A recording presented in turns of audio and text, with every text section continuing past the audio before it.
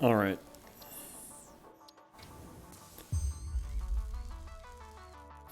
Back into the factory. We have a special job to do today.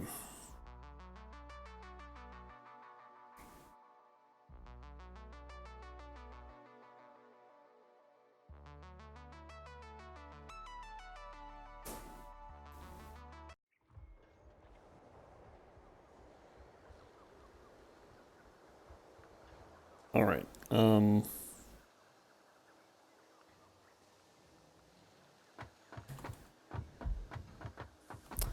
how's audio balance? I think audio balance is probably fine, actually. Okay, so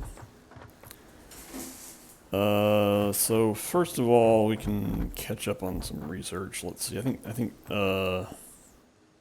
off stream I manually made enough supercomputers to do advanced Caterium electronics, so let's just do that.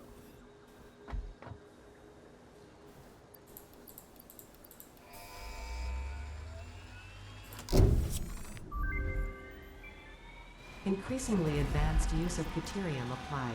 Geothermal power sources can be found and used as a more stable supply of power. Programmable splitters with unlimited filters can be constructed along with improved power poles. Great. What do you need from Mark 3 power pole anyway? Oh, high-speed connector, and... okay, that's not terrible. And then geothermal generator requires supercomputer, rubber, various other things.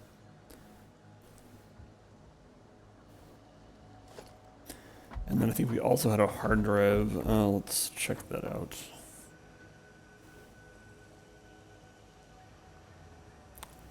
So there are alternate recipes for these things, plastic, motor, and stator.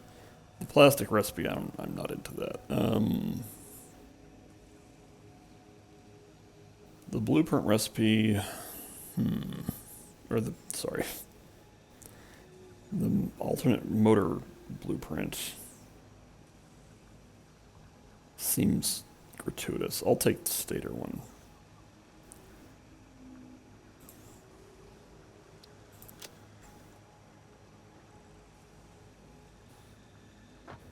I'm just now looking at the model for the keyboard here, which is kind of weird, but oh well. Anyway,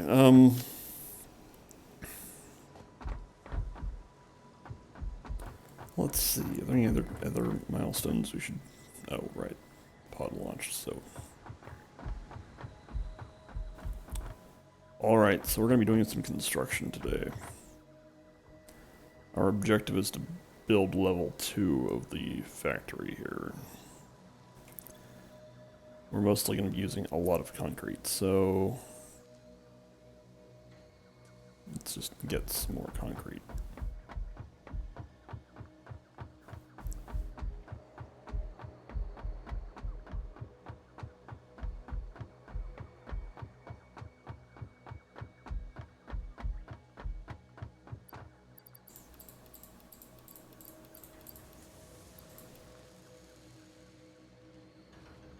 All right.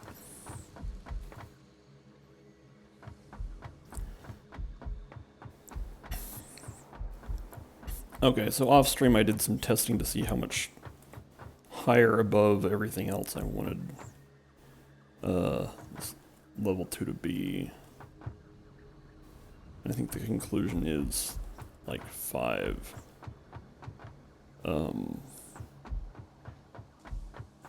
blocks, let's see here. We're gonna actually need 5 4-meter foundations, so I think what I'm gonna do is put that there. Another thing I did is that over there, actually let's just go over there and briefly demonstrate. So when I left off last stream, I was towards the end of setting up aluminum mining and refining. I wrapped that up, set up a copper mine, and now, so there we have this feed is aluminum ingots and copper ingots. that's making alclad aluminum sheets, which is what is necessary to make Mark V conveyor belts. So now I can make Mark V conveyor belts, and at some point I might do a speed test.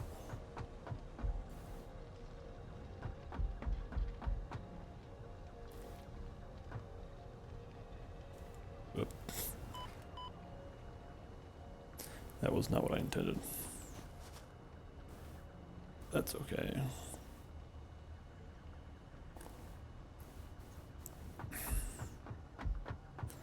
So I had calculated that 5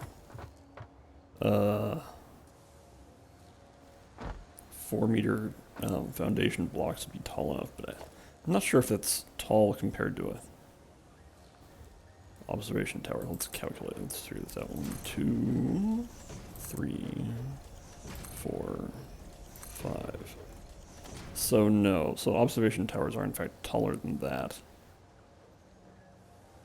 So can I live without observation towers on the first level? I think that's probably fine.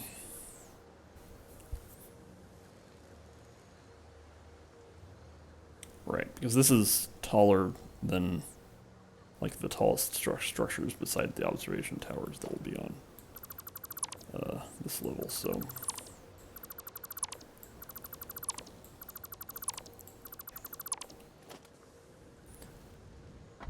All right.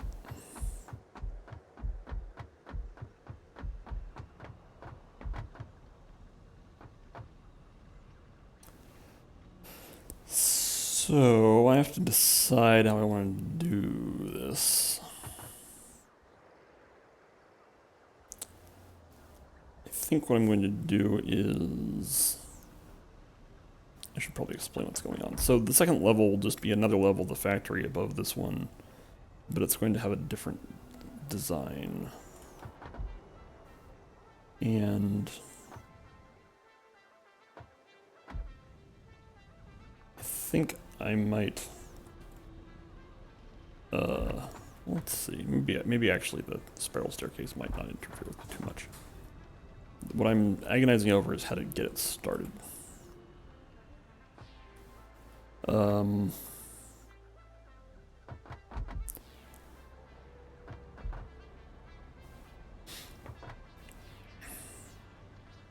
think probably I can do it by, actually, you know what, I should just put this foundation on hotkey 1. Oh, Jasper's here. Hello, Jasper. How are you? You want to come talk to me?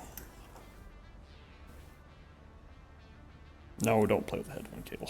Yeah, go up there. Okay, good.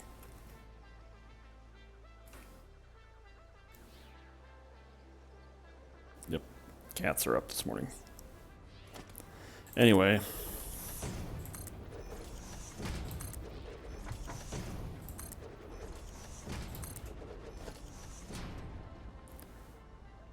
Okay.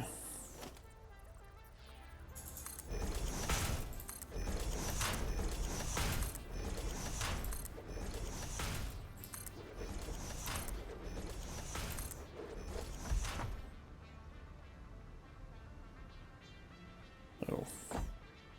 So I figured out that you can in fact do this, which I wasn't sure if that would be allowed or not, but it is, so. I'm also going to switch to jetpack, because this morning there might be a lot of falling.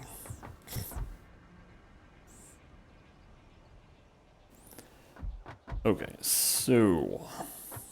Can I just, like, yep, okay. Oh, wait.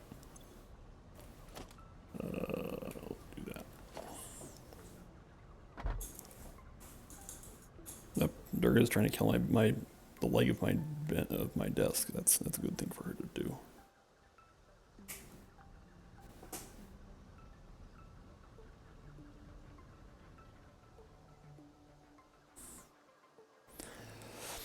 Alright, so the second level of the factory will still start with a minimally sized dodecagon.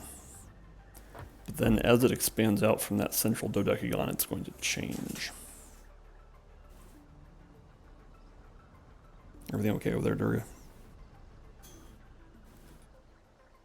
All right. So, my cat's being kind of distracting, but that's in her nature. Urgh.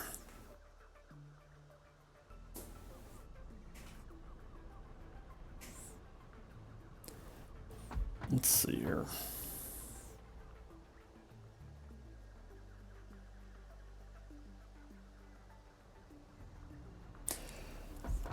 All right.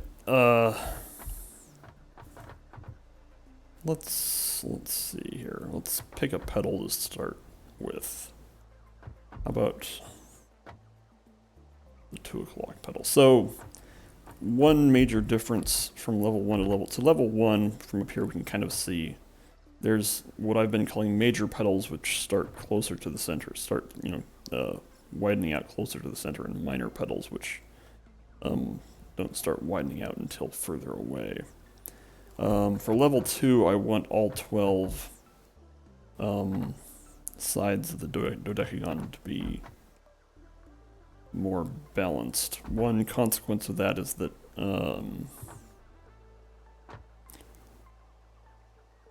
they aren't going to mean so the level 1 is like can be thought of as a hexagon with side length 11, and then a larger hexagon, a hexagon with a larger radius out there that has side length 9, made out of actual foundation, but the actual side length of that thing is going to be, I'll check my geometry notes here.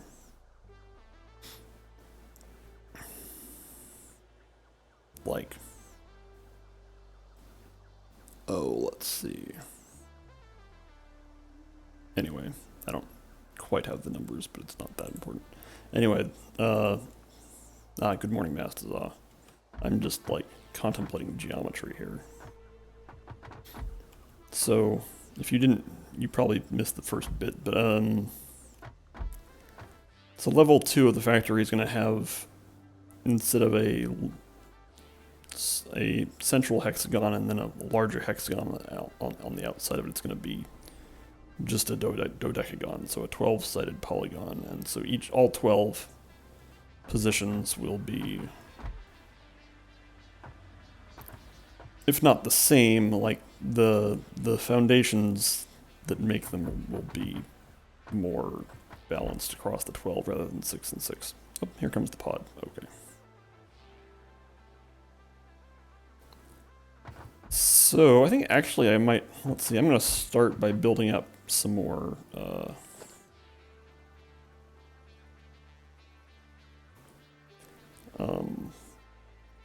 positions here.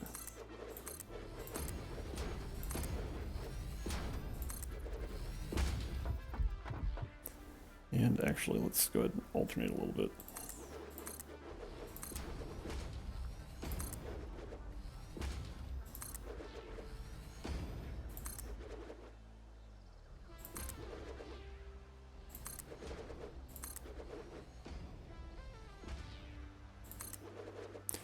And how about over here?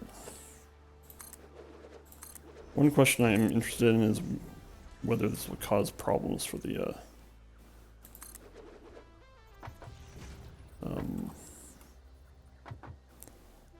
staircase for the launch tower, which it looks like it's not actually causing problems yet, so we'll see how that goes. So I'm gonna get out my geometry notes here.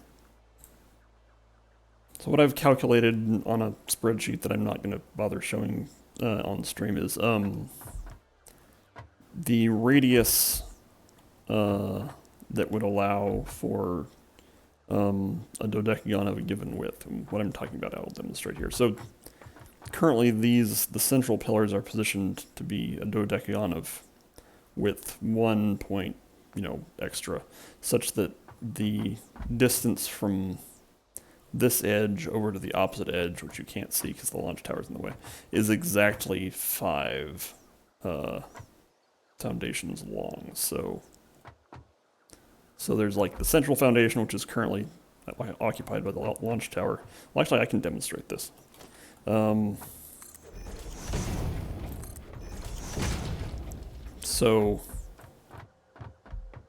the launch tower is in the middle, and then there are exactly 2 foundations between here and there. So the distance from here to the pillar on the opposite side is 5. Because you have 2 plus 2 plus 1. Anyway, so now what I'm going to do is build out until I'm at a radius where I can widen it to 3 instead of just being 1, and the distance there will be 6. Here's what I mean by that. So right now we're at a distance of 3, so we have 4, 5, 6, and now we can do, oops, wait, am I using, I'm using tall foundations, aren't I? Yeah, I don't want to do that.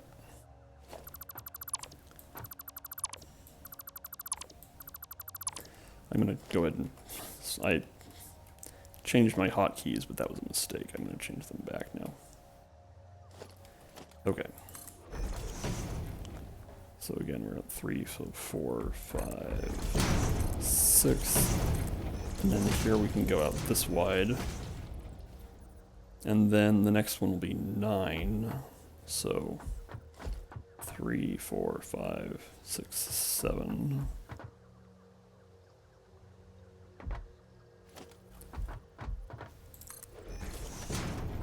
8, 9.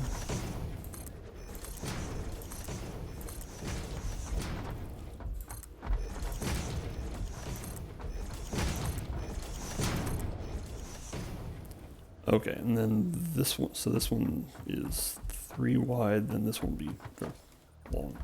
Then this one will be 4.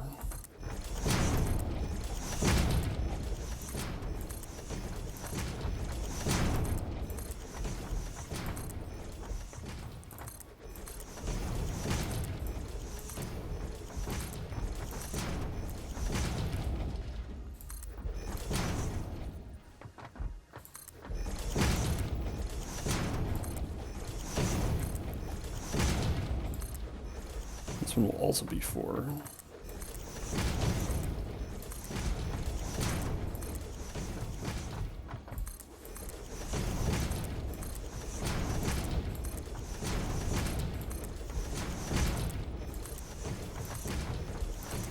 Okay, this is probably enough for demonstration purposes. So now if I put down a lookout tower.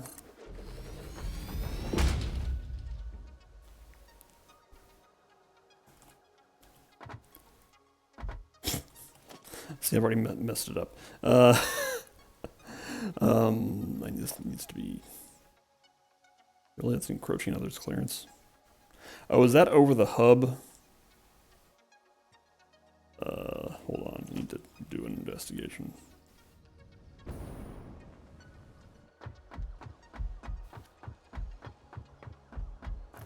Yeah, because the pod is right there, I actually can't build right there. How annoying.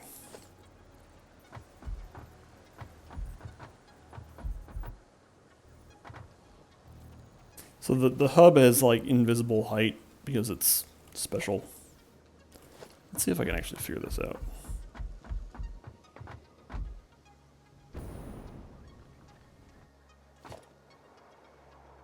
No, they don't really tell you.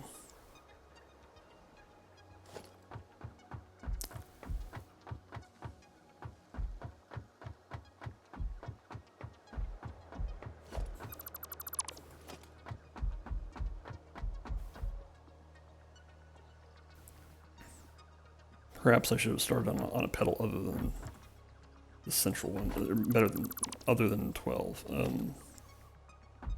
But we can actually do that. So I'm not going to start on 10 because 10 will be a staging area pedal, but I can start on 2. Yeah, let's start on 2. However, this is 1, so let's...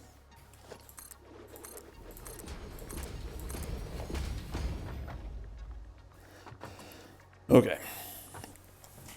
I think actually one way to do this is to start just by building straight out one long for some distance.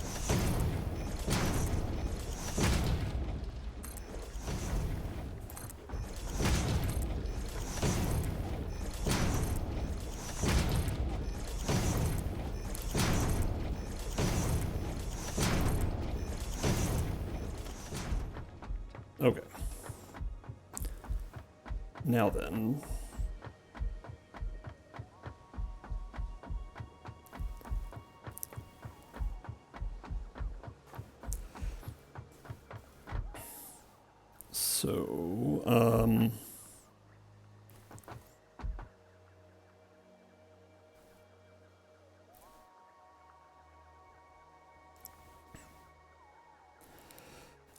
So again, here we are at L of 3. We go 4, 5, 6. We can go out there. And then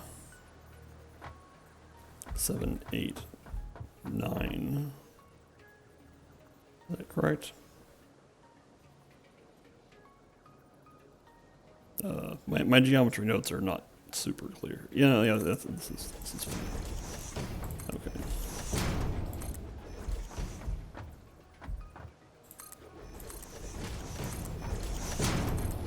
Let me double check that this is what I think it is. Okay. So then, yeah, 5. Big L of 5 ends here, and then we have 7, 9, 11, 13. Right, okay. So again, 5, 7, 9, 11, 13, which means actually it shouldn't start getting 3 wide until there, which we can count out as 2, 3, 4, 5, 6. Oh yeah, starting here, okay.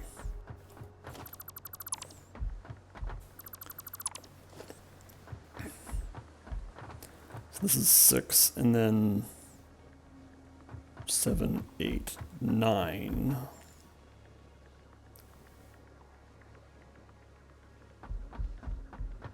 Right. In theory, yeah, this is going to take a lot of practice to figure out how to actually interpret the numbers that I made. Because I made this table, but it's not... the potential for off by 1 errors is large, so I want to make sure that I'm doing this correctly. Yeah, 2, and then 4, 6, 7, 8, 9. Okay. Now we can go out to here, I think. I'm going to confirm that too. Okay, so at this edge, big L is 5, 7, 9, 11, 13, 15, 17, 19. And 19 is where we go out to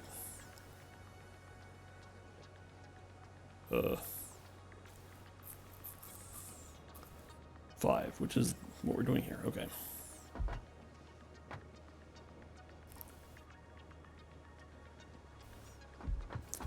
All right.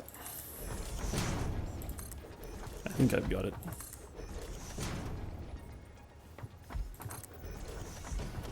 And that makes this little L of 9.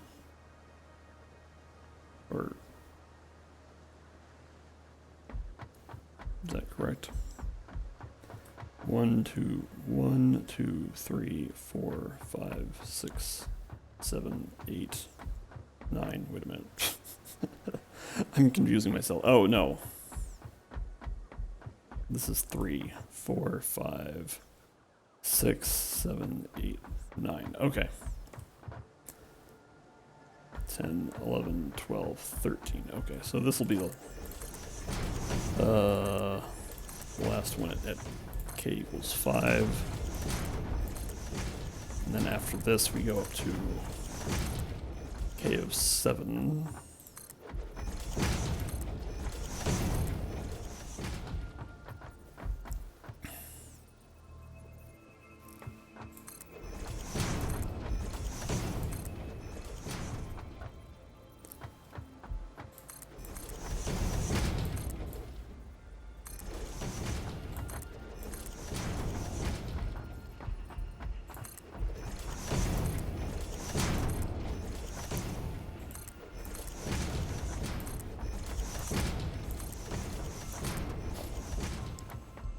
Okay, and then we should be able to go up to k of 9, which means 4 on either side of the central stem.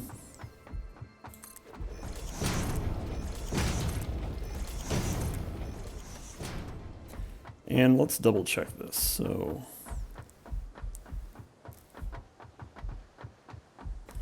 this edge should be, let's see, 17 away from the center. Let me switch back to Blade Runners for fast running. So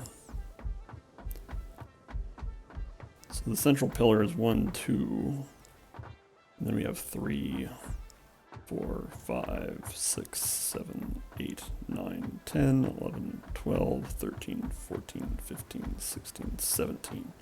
Yes, okay. All right.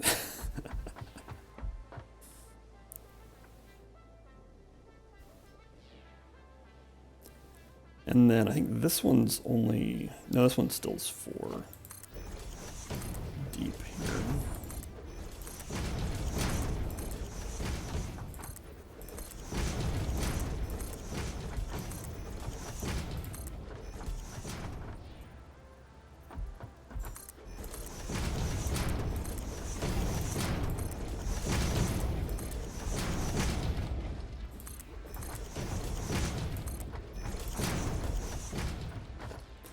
When you're dealing with these very large flat spaces, it gets kind of tricky to judge distances. Okay, so that's 9, and then we are at 11, which is, this one's only going to be 3 deep.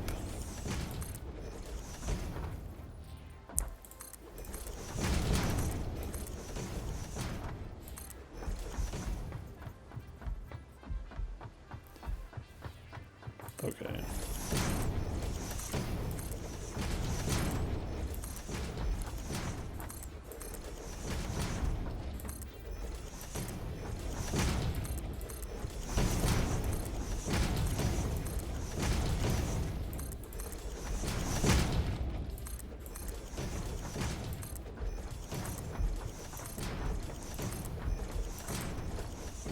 Okay, this is probably a good place to stop and reflect.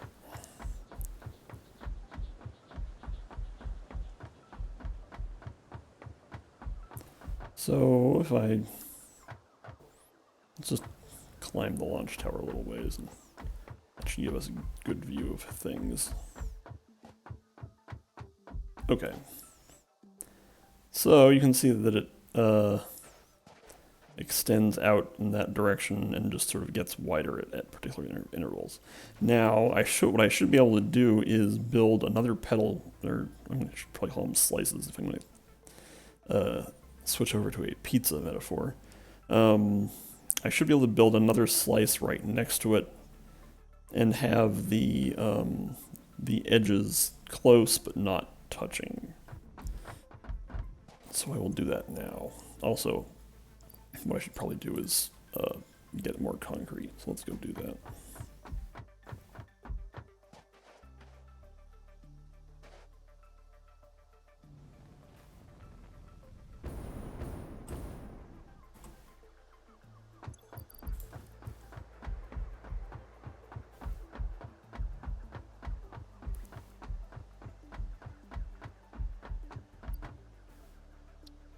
Let's just grab all the concrete.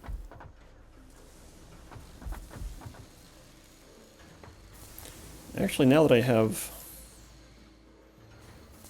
faster conveyor belts, I'm going to go ahead and do that. Oh, right. My inventory is full, so I can't hold that stuff.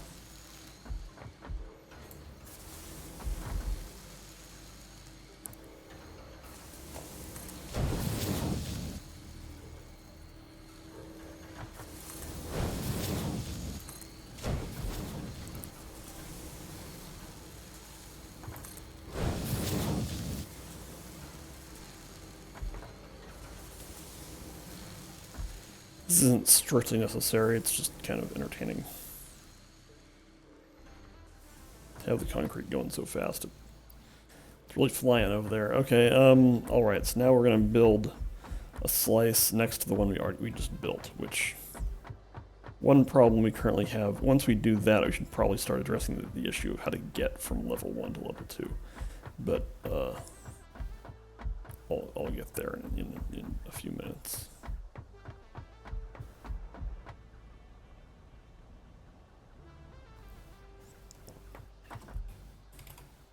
Ooh.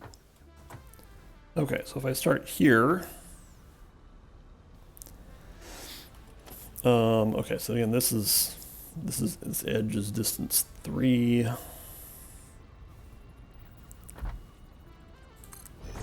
5, 6. Actually, let's go ahead and, as before, start with just a very long stem here.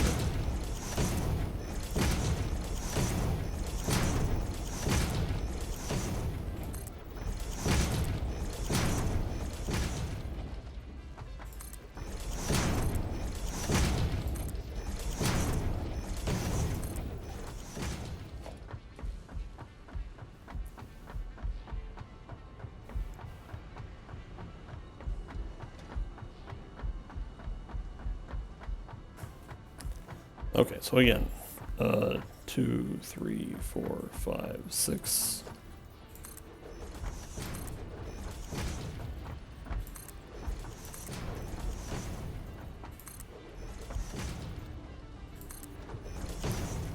And then 2 over here. And this one is 40.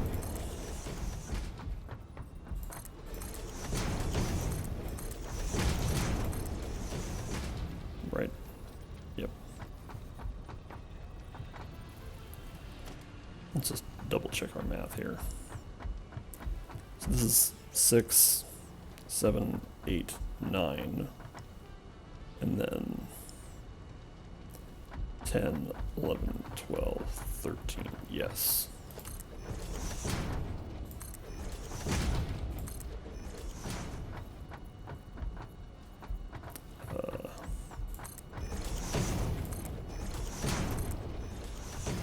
This would also be 4 in this direction.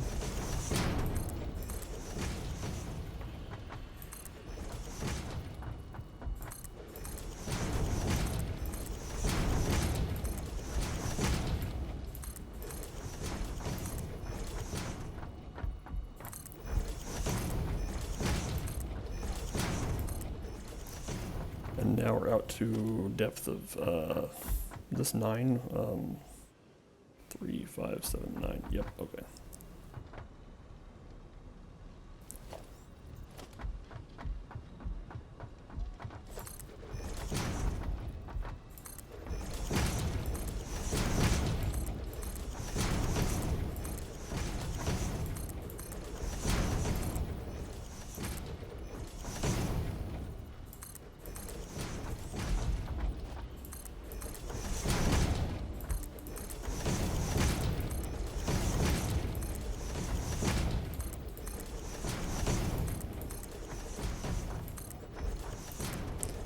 Alright, we can go out one more. Yes, okay, so...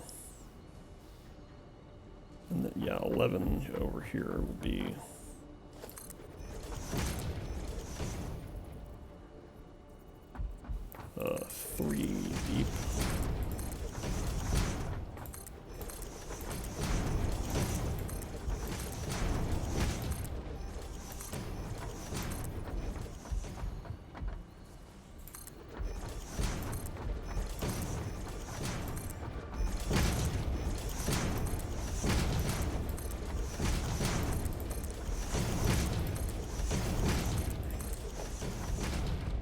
Okay.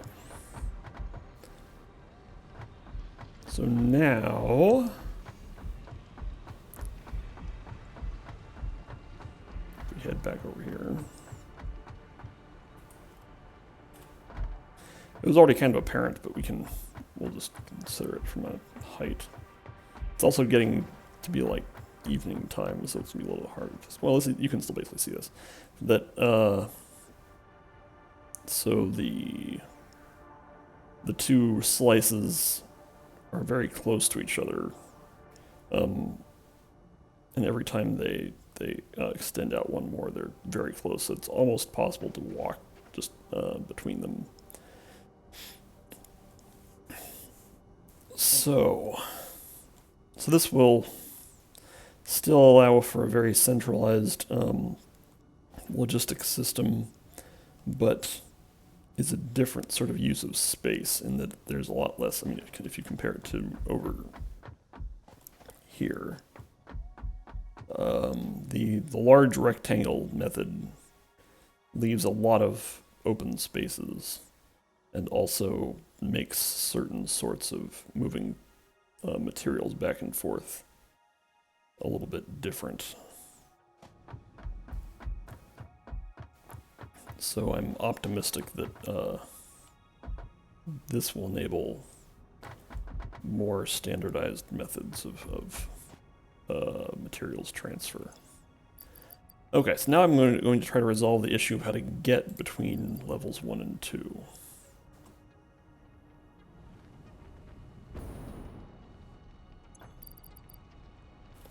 Actually, let's keep that on. So probably what I will do is build Message suggests you would install a lower speed conveyor as a people mover. That might be a good idea. I'm going to try on level 2 to avoid having conveyor belts that move between slices and also are at foot level. So I want to keep conveyor belts that are intended for you to actually move stuff around. I want to keep those up on poles so that you can like walk under them. Like if conveyor belts within stuff on one level, you can't do that. But for conveyor belts that move between slices, I want to keep them up. But you could have a conveyor belt. I think what I'm going to try to do is build a fairly conventional ramp that just goes from level 1 to level 2, and I'm going to from the ground up to level 1, I have ladders positioned at the 12, 4, and 8 o'clock positions. And so I think I'm going to do these at 3, 6, and 9 just for... No. What would that be? 6, 10, and 2? Yes. Yeah, the opposite of 12, 4, and 8 would be 6, 10, and 2. Right. So that's 1 o'clock. Or I'm staying at 1 o'clock. This is 2 o'clock. So if whatever system I'm going to do, I'm going to start with 2 o'clock here.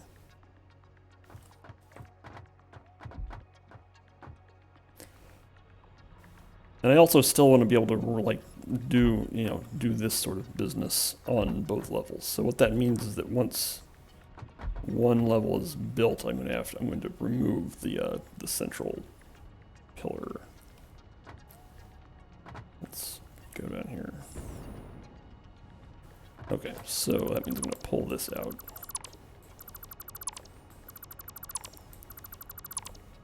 How do I feel about that? Actually, let's just leave that one there. I might convert that one into from a 4 meter tall to a 1 meter tall. I haven't decided yet. Okay. So I could build like a ladder, but that might be...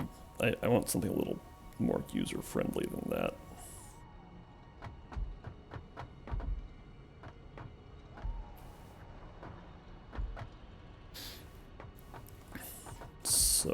what if?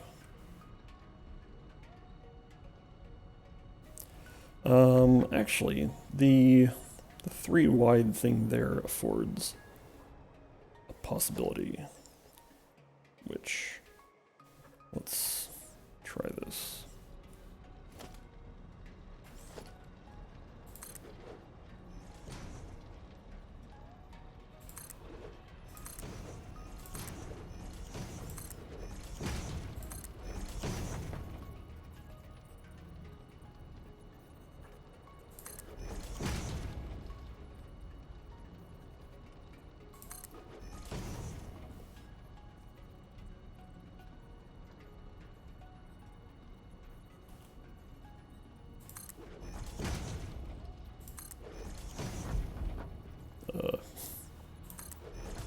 I'm gonna run into a... yeah, that doesn't work. However...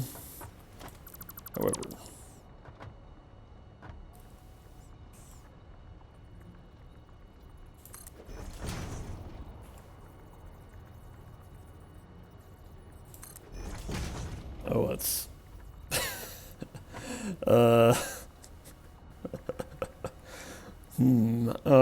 let's see, what's a good way to resolve this? So...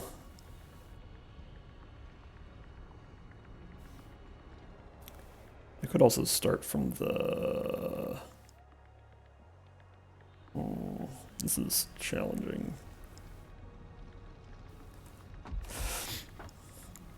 I feel like I don't have good perspective here.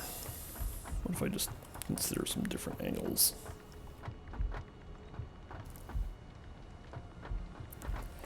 I think what I could do is have this turn around a little earlier.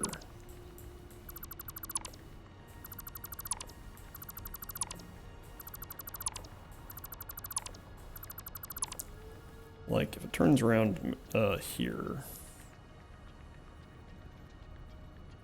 I think I want it to turn this way.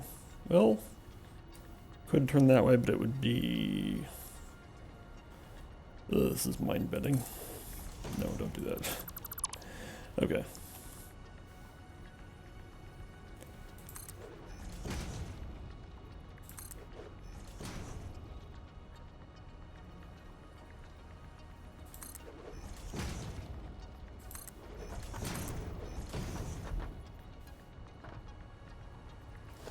And then I'm going to have it turn back.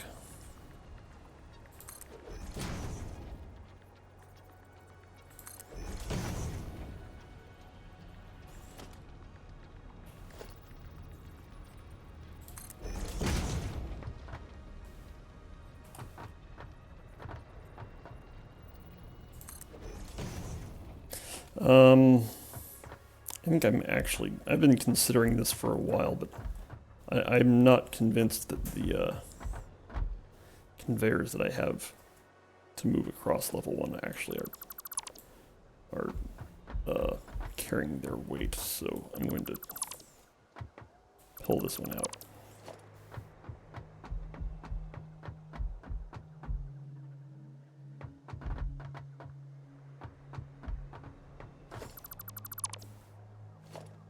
In any case, then I should be able to do this. Okay.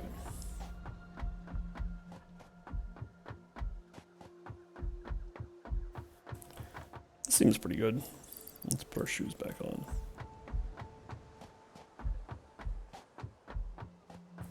Yeah.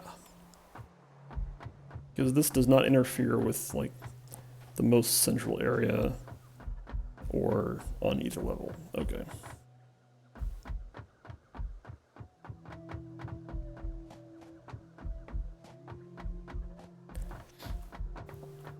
Okay, so pull this down.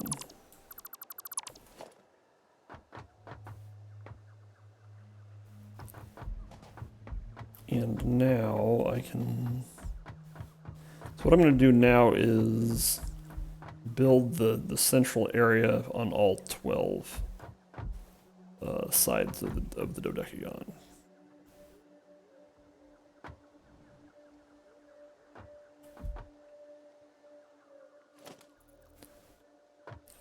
let's see here.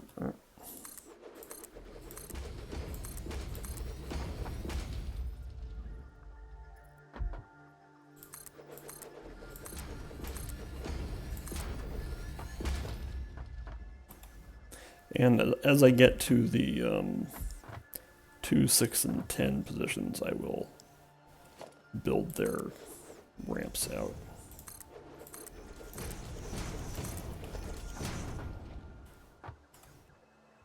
Okay, so here I am. This is the 6 o'clock position. You can tell because you look due south. So now I'm going to build this out a couple of levels deep, which means, hold on, I'm going to just make sure OBS is behaving. Let's see, what's a good way to organize my windows over here? My second monitor has a lot of windows going on because I'm trying to have my geometry notes and then also some other stuff. Let's see here. Yeah, that's good. Okay. Anyway, okay. So 2, 3, 4.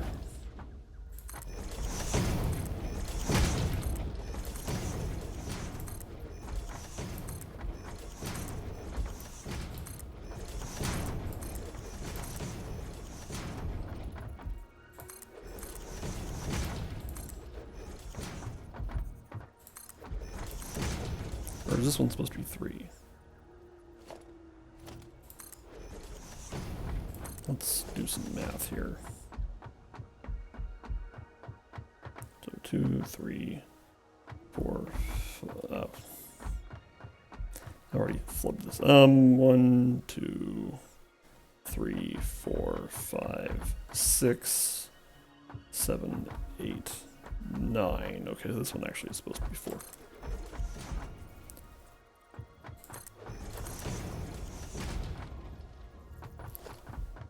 And then 9, 10, 11, 12, 13. Okay.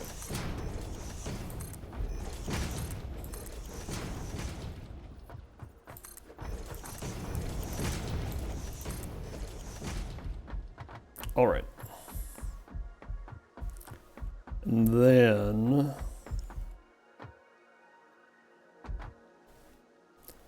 we head down here, pull this out. While we're at it, we can pull these out too.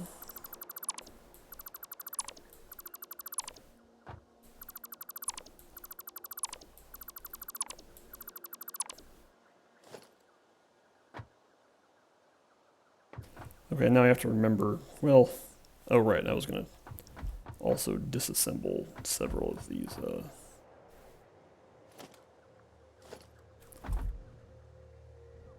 conveyor belts that I believe are a nice idea. I don't use them enough to justify the amount of disruption they're going to cause once I start having other stuff happening. Since it's not actually that hard to just get to the middle, it's you know, from any given pedal or slice, it's very easy to get to the middle, run around the central dodecagon, and then get to the part that you need to be on. Okay, anyway. Alright. Should I count? It might be easier if I just go over there and count. Oops. Bonk.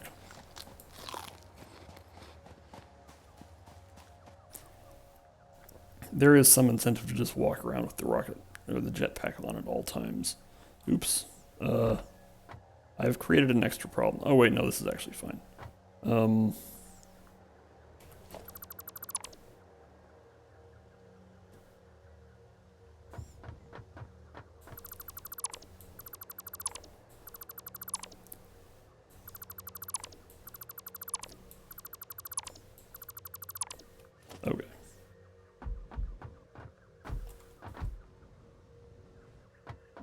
here, I go down 1, 2, 3, 4, and then turn a corner, and 1, 2, 3, and then turn a corner. So just 4 and 3. That's pretty straightforward.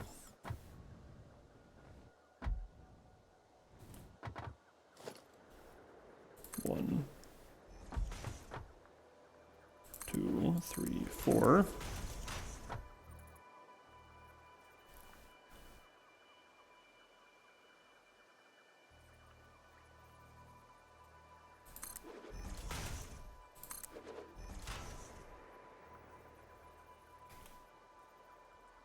One, 2, 3.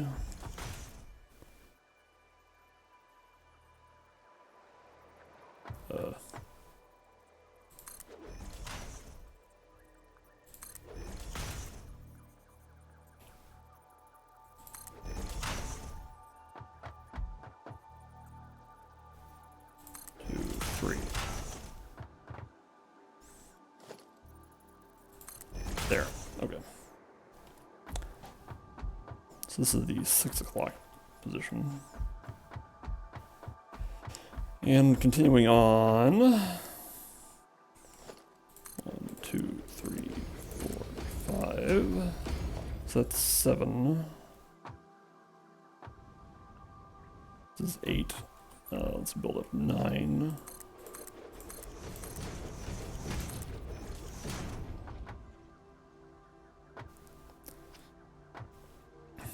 And then 10. Oops. No problem. And so now, if I need to get back up, I can just take the ramp.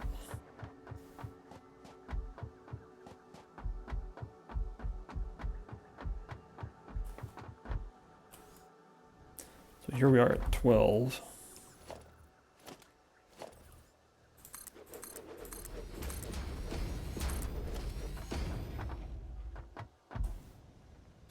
And now we'll build out 10 to a depth of 3 or 4. Or 3, or I guess probably 5. As usual, I have 3, 4, 5, 6.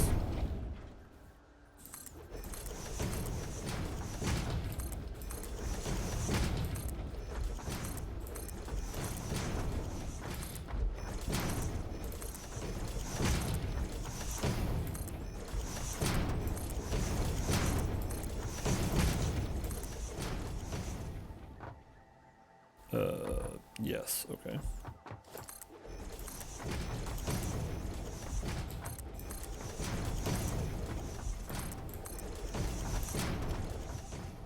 Okay, now I can build the ramp on this side. Which, I will do this by hopping down here.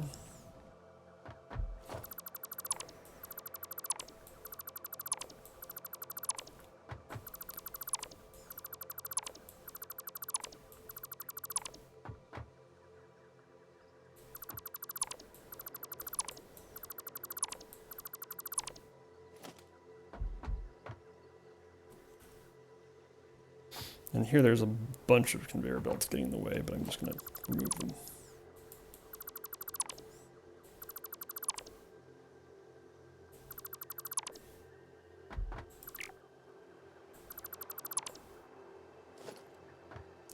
Okay, and sun's in my eyes, but I can get around that. 3, 4.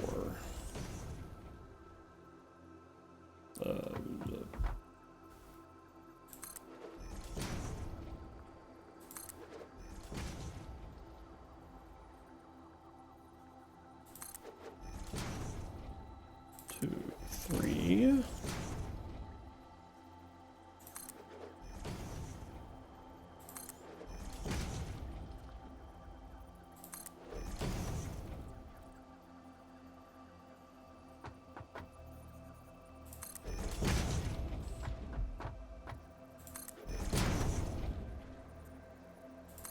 Okay. And then we can resume clearing this out.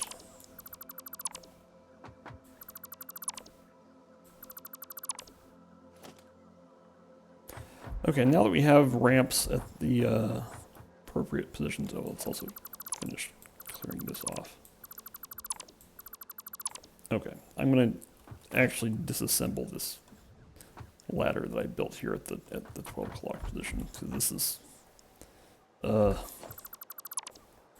not very aesthetic and also not very easy to use.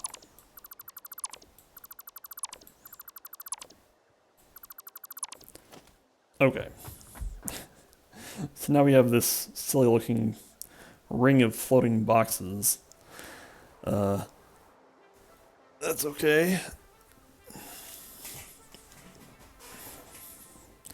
So I previously said that foundations don't cast shadows. It looks like the 4 foot thick ones do, and the 4 meter tall foundations do cast shadows, but the 1 meter thick foundations don't, which is why the launch tower casts a shadow, which is what this is. This is the I'm standing in the shadow of the launch tower, which as I go along it just gets drawn. But there's no huge shadow of the whole slice because it's being made out of 1 meter foundations instead. So that's an interesting effect. That was kind of cool. Alright. So I could spend a lot of time building out more petals or slices. Also, I'm gonna put that back there.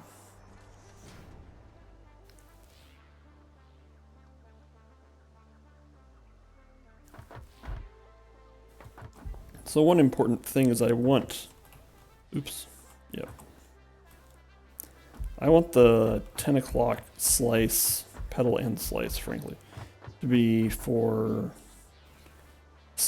transferring stuff from level 1 or the ground up to level 2. So that's going to be an interesting problem to resolve because I'm not sure how I'm going to do it. Let's actually just take a break and go look and see if there are any milestones that I think I should do. Okay, so there's this alternate recipe for stators. Also radar. Oh, right. Yeah, radar. Do I have... Nope. There's several recipes here. Actually, this one is probably... Well, all these are actually feasible now. Turbo fuel I don't care about, but let's try to tackle some of these. So let's go get some quartz crystal, and then we can work on that.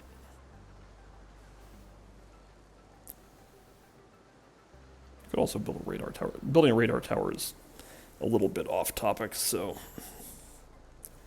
let's just do this. Alright, so I don't have anything moving quartz crystals up here. I just have to go pull it off of the end of the conveyor belt.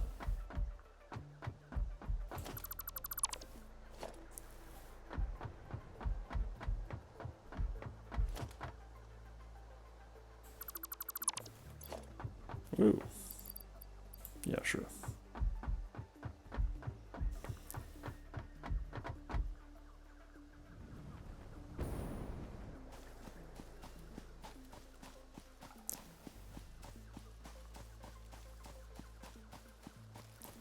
I believe the quartz crystal conveyor belt is here. Yep, it is. Okay. Let's see if I can grab stuff while standing on a ladder. Yep. So, this is goofy, but okay. And then we just need plastic and wire, which both are being stored up on level 1. Yeah, so the ground level here underneath the The factory is a real mess of conveyor belts now. There's just conveyor belts going all every which way. Is there a good place to go and get a look at that?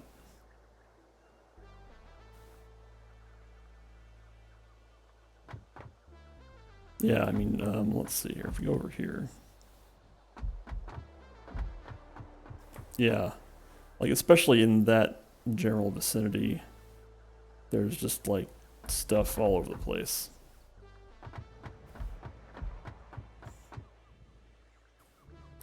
Wait a minute, what I actually need are copper wire, which I have to remember where copper handling is happening. I think it's over here somewhere. That looks like Caterium ingots.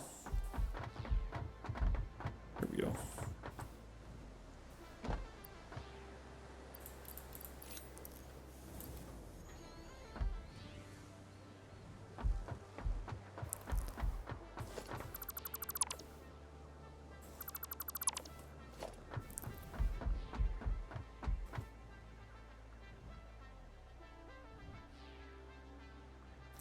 Alright, so and then plastic is over here.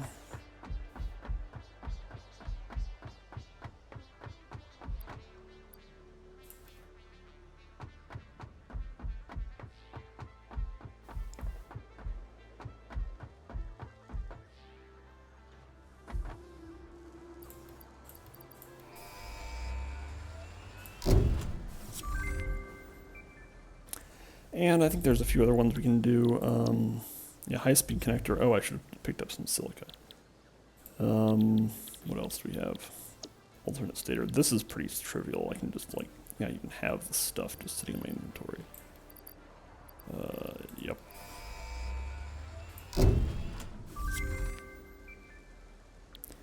And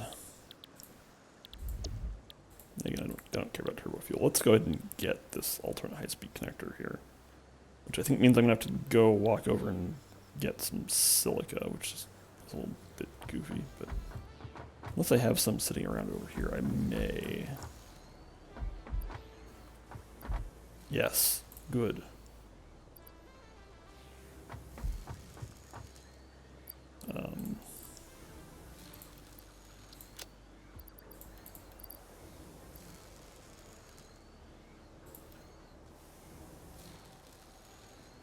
And then we're gonna need a bit more rubber.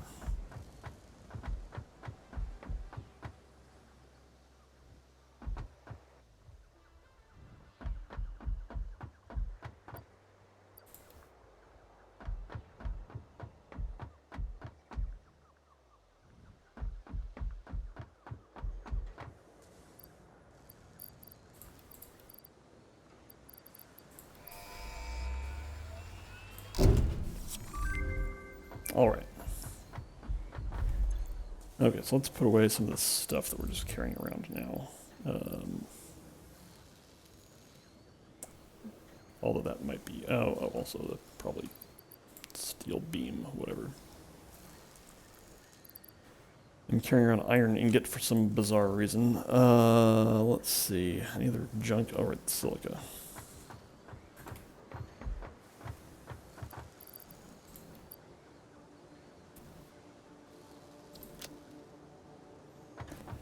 Okay.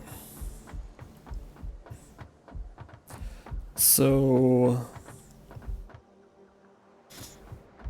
I wanted to get started building the second level of the factory because I wasn't actually out of space on level 1 yet. I still had like the 2 o'clock position and a few other positions that I could be building on.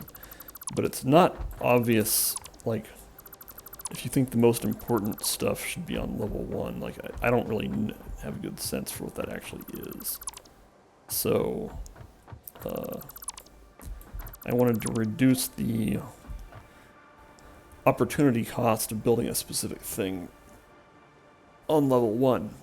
And you reduce that opportunity cost by creating a lot more space, and so that's what I've started to do here. Okay, so now we have the basics of level 2 started. I think what I'm going to do is build all 12 out to the third, or 3 wide, and then actually start to try to use level 2, which means figuring out how to move stuff around on level 2.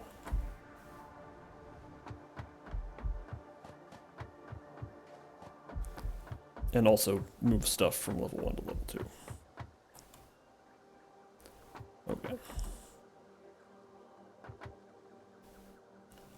The other thing is that once you have some of the slices built, building the slices next to them is really easy because you just like eyeball it.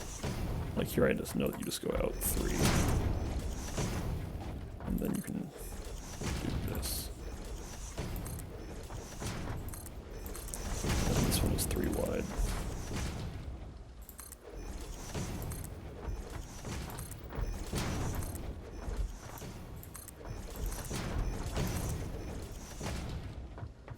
And then doing the next one is really easy because it's already bounded in pretty well by 2 other ones.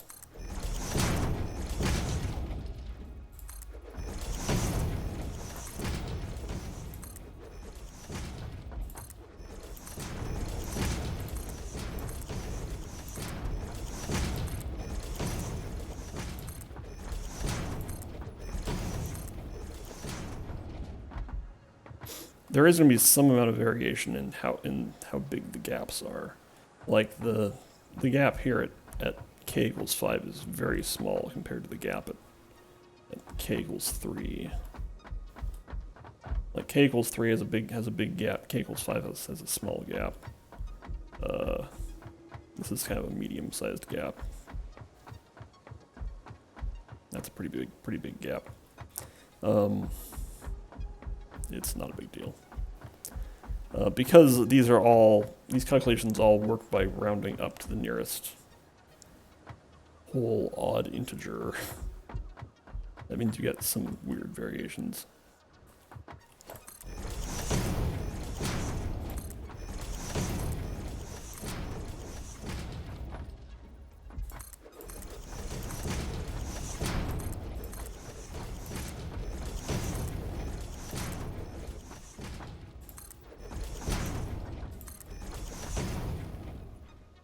This looks incorrect. 1, 2, 3. Something weird's happening. Oh, the problem is that I started this too early. There. Yes, that's correct.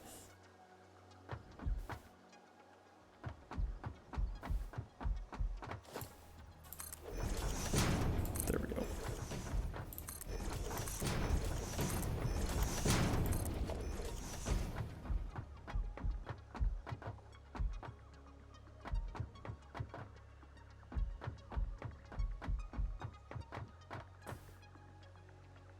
Okay, 1, 2,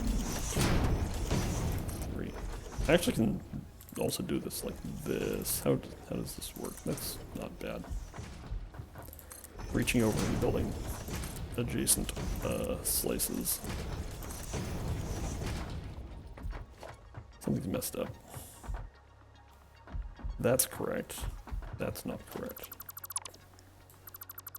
There we go. What's going on here? No, this is fine now.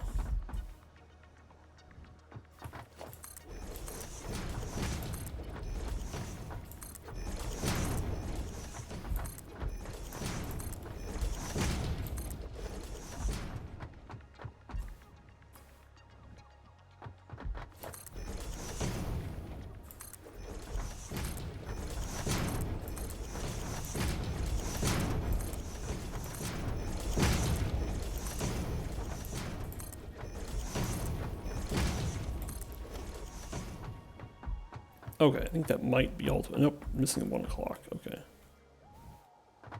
Or is this 11 o'clock? This is actually 11 o'clock. 2, 3.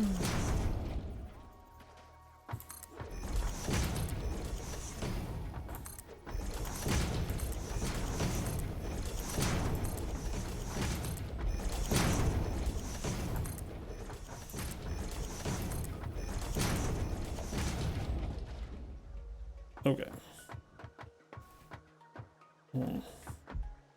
Now, you might see this big gap and think that I could fit something in here, but here's what happens. Build it here and here, which the game does allow, and I may decide that I actually want them to be overlapping like that. But my initial calculation, and I can even like continue it pretty far. Like I can only build one of these, but like this is allowed. And I may actually decide I want to close up these gaps, but for now I'm not going to do that.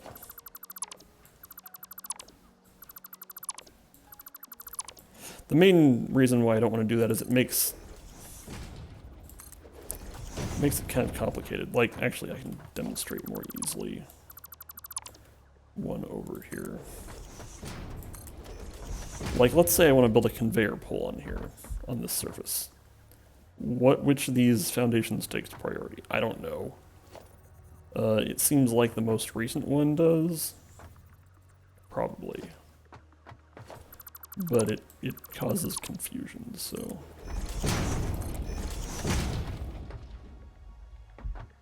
Or, I don't know. The rules are unclear. So that's why I'm not doing that. I want to avoid overlapping foundations.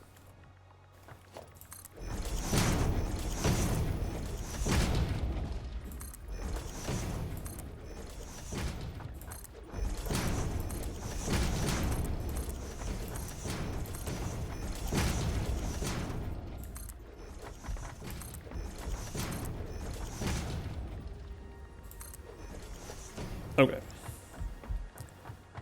Let's do a check, but I think that is all 12. Just go up here and look around.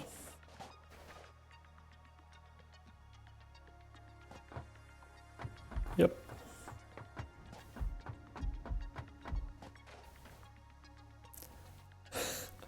Kaz says, I feel like they could use 3 or 4 more sound clips for placing things. Yeah, it's true that, like, I think there's only one, there's like the one, like, resonant clang of placing stuff for foundations and walkways, and those are things you tend to place a lot of. There are other sound effects, like when you build a building, okay, that one sounds a lot more normal, but let's see here. Let's see, how about a smelter? A smelter probably also sounds about the same. Like, as buildings get the capacitative sort of charge up whine. I would build an oil refineries definitely have a special sound, because they're large, but now I'm curious.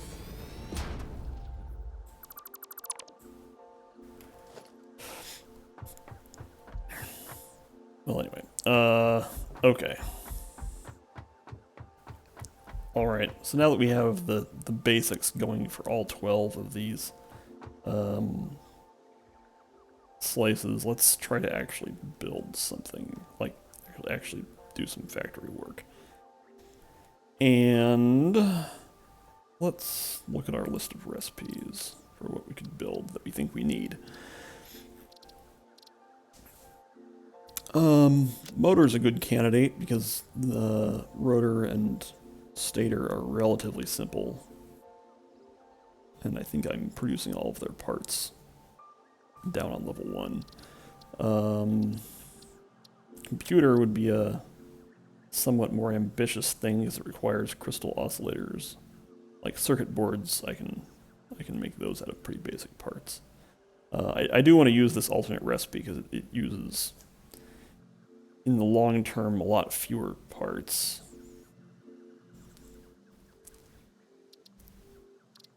So let's think about things. I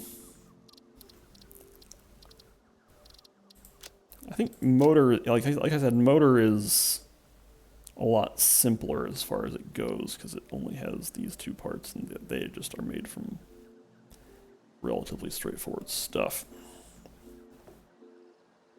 Okay.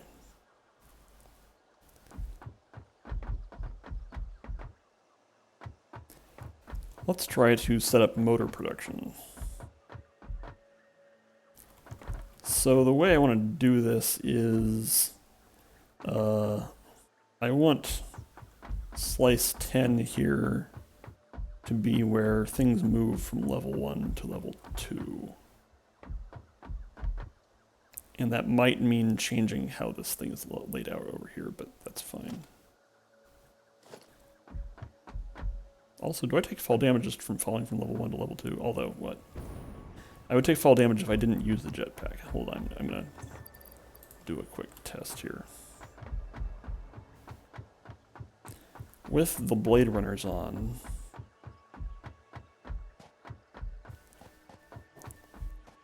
if I just fall down from level 1 to level 2, what happens? This seems like it's... No fall damage. Great. Okay, cool. I think if I fell much higher, then I would probably take fall damage, but I'm guessing I take fall damage if I have no equipment at all.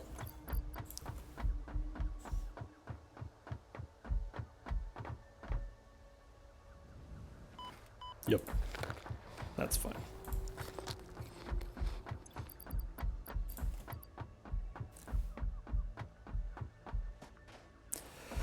Okay, so motors have two components, and I have to assemble both of those components. Let's just review what we're talking about here. So motor is made from rotor and stator, and so rotor takes iron rod and screw, and stator takes steel pipe and quick wire.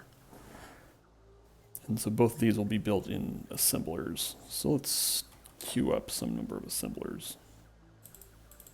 Like 10. Okay, so I'm gonna need some modular frames and some rotors. Let's go pick those up, and then we can think about where we're gonna place these things.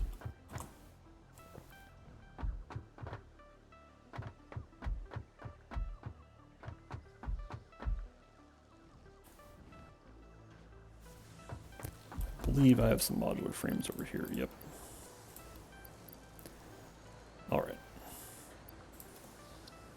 I'm gonna go put away some of these encased industrial beams. I'm not gonna need them for much.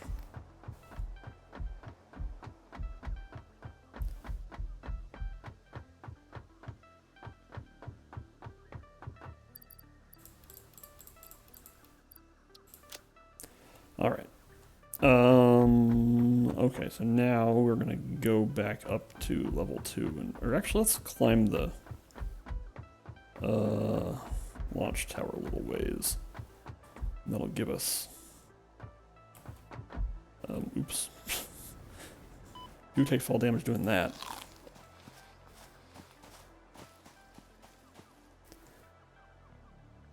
Let's climb the launch tower and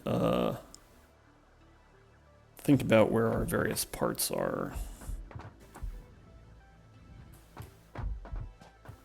And that will determine where we want to place our new factory systems. Okay, so if we look at our recipe, this is going to require, I think, so rotor is iron rod and screw, and stator is steel pipe and quick wire. So, I guess one disadvantage of building a second level is that it's harder to see level 1 of the factory, but in any case, that's the aluminum facility, which means this is the Caterium facility. So, quick wire is being built over there. Screws are being built over here, which you can't really see, but they are. Or maybe actually probably over there at the 5 o'clock position, or is that 6 o'clock? 12, 1, 2, 3. Yeah, over there at 3 o'clock actually is what that is. Yeah, because aluminum processing is at 5, and then iron is at 6. Booker DeLooker says, how do you pull up that recipe menu? The X button, X key, brings up this thing that defaults to index, which is like all the messages that you get from the assistant thing. But then there's just the recipes tab here on the right, and you can just look at this stuff. You can also type in things like reinforced iron plate. Anyway, X.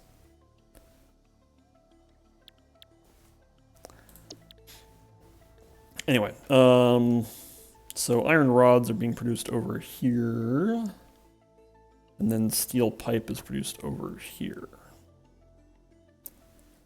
So what I want to do is, Booker Delicious says, is that new? I don't know. I've only been playing this game for maybe a month, but it's been there for as long as I've been playing. I don't know. This is also experimental build. I assume the early access version also has that, because it's a pretty fundamental part of the interface.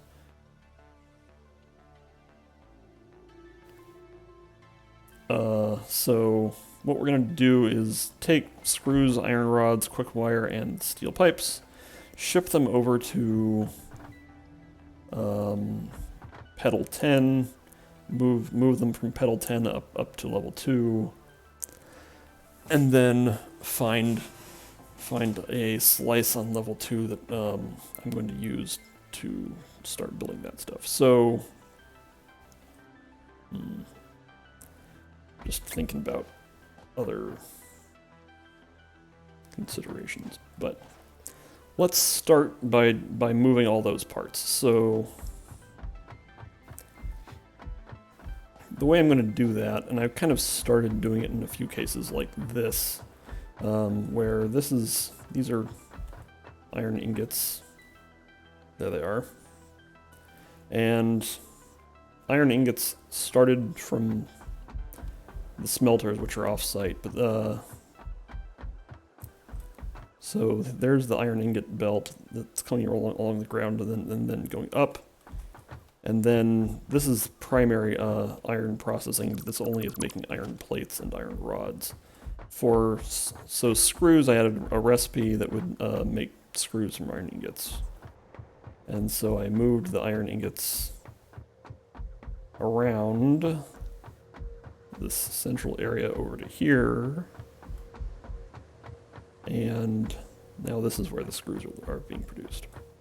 So the vision that I have here is that in a fairly central part, like here, I'm going to have stackable conveyor poles that move things around the center of the factory. So things that get produced on the pedals can move towards the middle and then move around in a clockwise or counterclockwise direction. So we want to have everything moving towards, well, not everything, but everything that I need moving towards pedal 10, where it'll then be sent up. So let's start by establishing those stackable conveyor poles. So we want them in a relatively uniform place. It's kind of a little bit obnoxious to count out, but where I've put them is, this is actually not the best example. Let's move over one. So over here, I've placed 2 conveyor poles that are one in from this position, and if we count how far away this is from the center. So again, this is edge 2 because it's 2 spaces away from the middle. So we have 3, 4, 5, 6, 7, 8, and 9. Okay. And let's just double check that the one adjacent here is on the same place. So 2, 3, 4, 5, 6, 7, 8, and 9. Okay. So the iron ingots are moving in a counterclockwise direction, and so I want a given ring of conveyor poles to be in a uniform direction just for my own sanity. That's not strictly necessary. Stacking conveyor poles, like this one is currently moving right to left, but you could stack a conveyor pole up here and have the next layer go the opposite direction. That's allowed, but it's harder to think about that. So I'm gonna try to start with just 2 rings of stacking conveyor poles and have the outer one moving clockwise and the inner one moving counterclockwise. So let's place conveyor poles such that we can do that.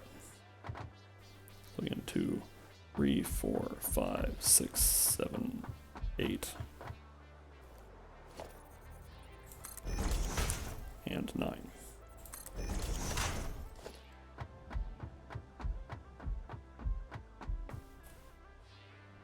Two, 3, 4, 5, 6, 7, 8. Something unusual is happening here. No, actually, this is fine.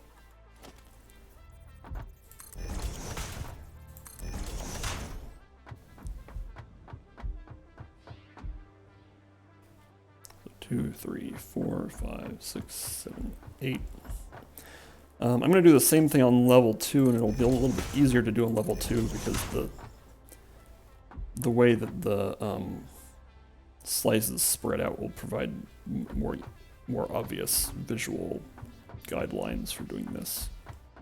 Because instead of having to count to 9, I'll be able to just like go to where it is K tiles wide and place it in a specific place. 2, 3, 4, 5, 6, 7, 8.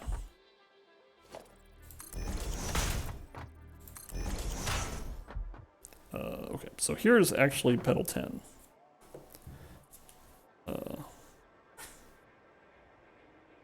So when we get here, it's going to start doing a different thing, which is it's going to need to like turn. So let's just putatively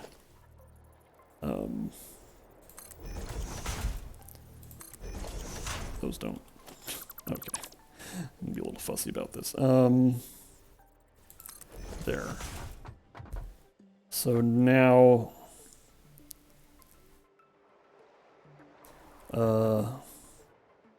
this is going to be weird. So again, I said the outside ones are going clockwise, and the inside ones are going counterclockwise.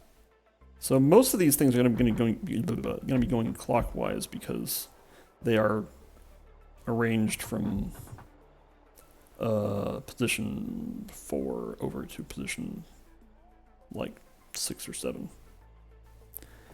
Screws, however, will be going counterclockwise, so they will be on the outside, which means I will have to build the rest of the conveyor poles. But I think what I'm going to do is actually move this one specifically over to... Actually, no. I'm going to leave that one there. I might have one here, though. Let's think about this. So if I have material coming in this way, then I want to have it turn the corner there. Yeah, actually, okay, so we're going to have a conveyor belt here that then hooks up there. So I have a couple of options of how I want to do this, how I can do it, I guess I should say.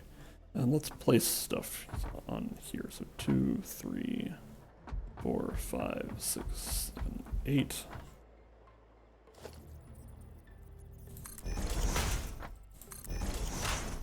Okay, so one way I can do this is I could go directly from this conveyor, not that one. Hold on, I need to fix my quick bar. There we go.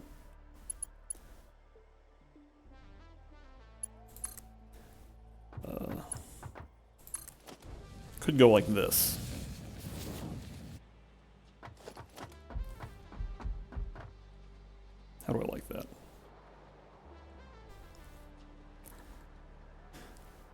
Let's just try this, and if I find reasons why I don't like it, then I'll change it. Okay.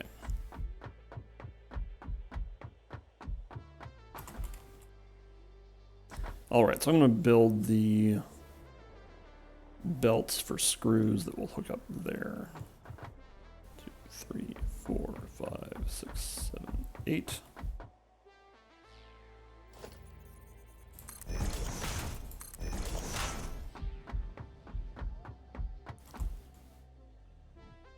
Two, 3, 4, 5, 6, 7, 8.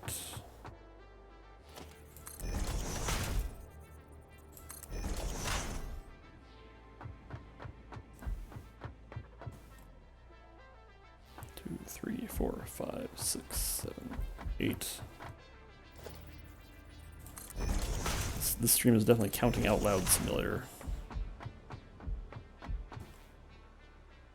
2, 3, 4, 5, 6, 7, 8. And I already have them here. Okay, great. Okay, so the way this is going to work is, so screw output, this is the primary terminal for screw output.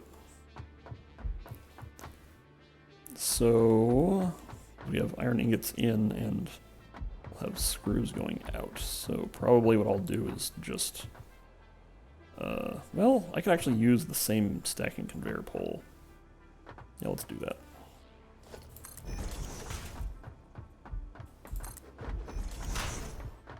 Now, can I reach all the way over there? It probably will be either impossible or ugly. How do I feel about that?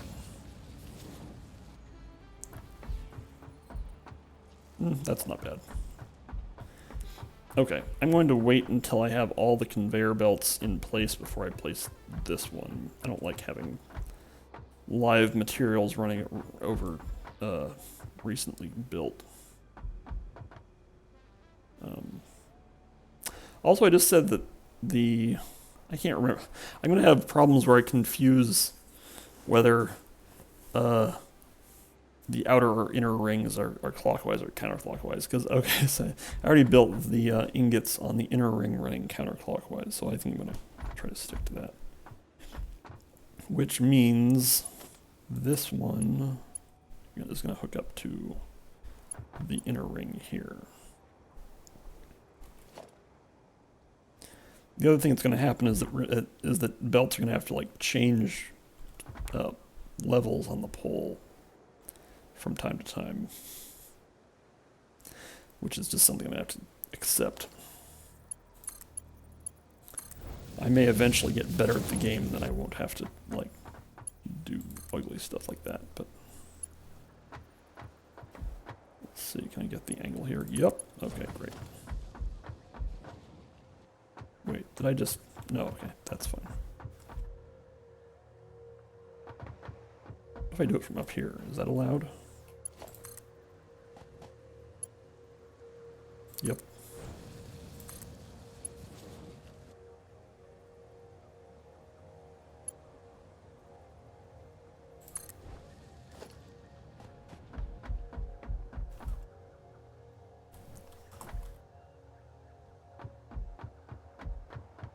Okay, so this conveyor belt's actually in the wrong place because it's going to need to come from the inner ring. Like that.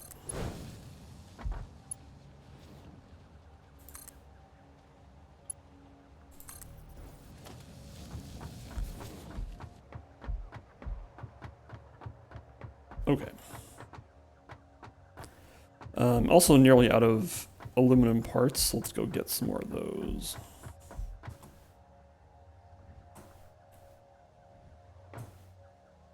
I'm eventually going to need some sort of visual indicators that says what is being produced where, because the complexity of this is going to get pretty high pretty fast. So right now I'm just running on memory, and my memory is good, but it's not perfect.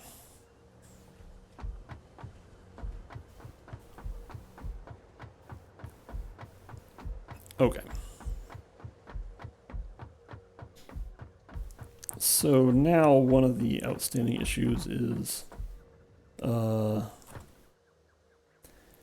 to actually move stuff up from level 1 to level 2 once I've gotten it to pedal 10.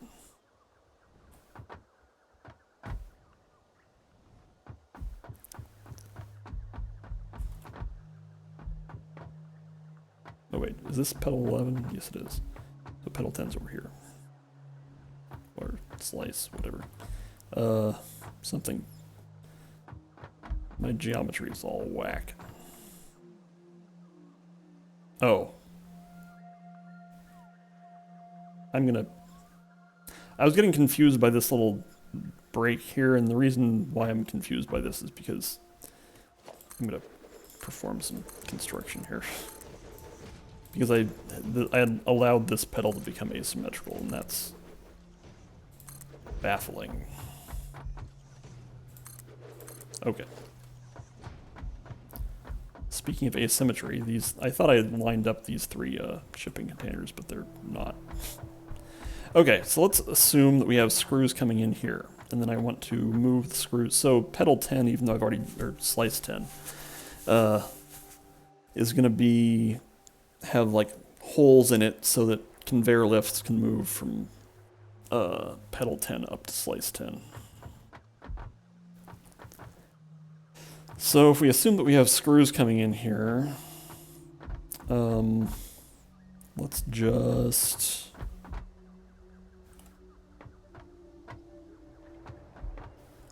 let's say that up on the slice level, what am I talking about?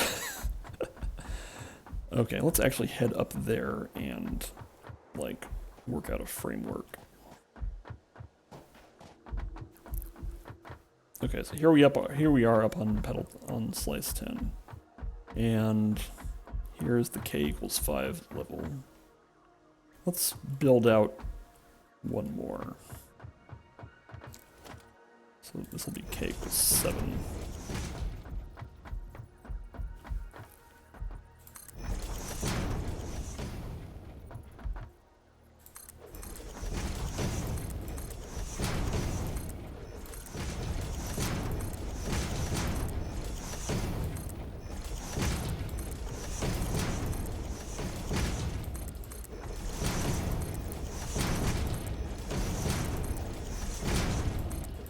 Okay. Now that I've done that, I'm going to start poking holes in it. So what I'm going to do is build a lookout tower so that I can get a look at this. So I'm going to have holes in this level to allow for conveyor lifts to move from the lower level up to this level. I want them to be relatively organized in a way that makes some level of sense. So I think what I'm going to do is, if I poke a series of holes, like I take out these,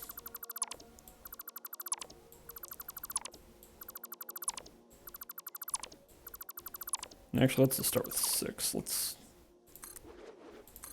leave it like that. Okay, so now we have some holes that we can send conveyor lifts through. So for example,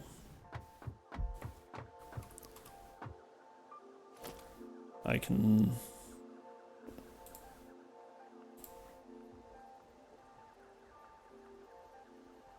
put a conveyor lift here.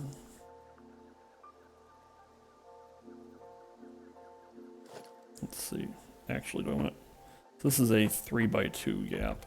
Well, actually, it's a 3x2 gap that I might widen out to 4x2. So let's make sure that the conveyor lifts are pointing towards the long edges here.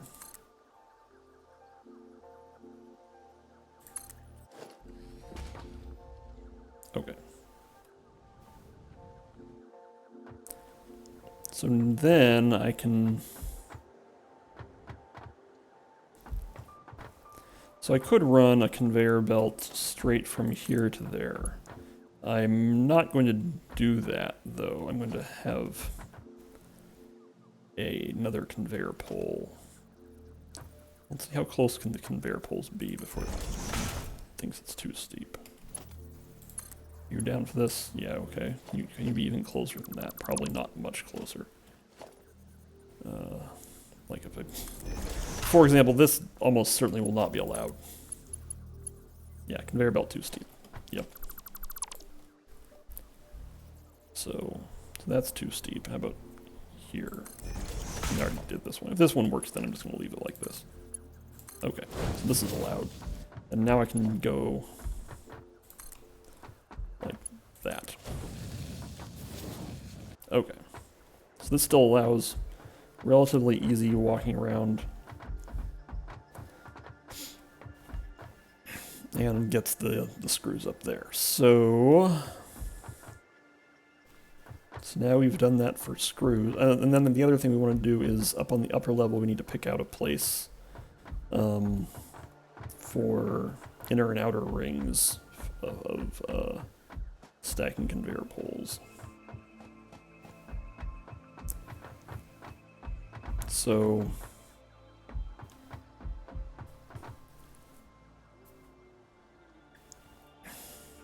I'm thinking somewhere on the k=3 level is where we will start having the stacking conveyor poles go. I don't want to have them too close to the corners here, because the corners are where I'm going to be walking around. And I don't want to, like, have them interrupt jumping and stuff like that. So the middle of k=3 seems like a good place. The other question is... Let's get this out of the way for now.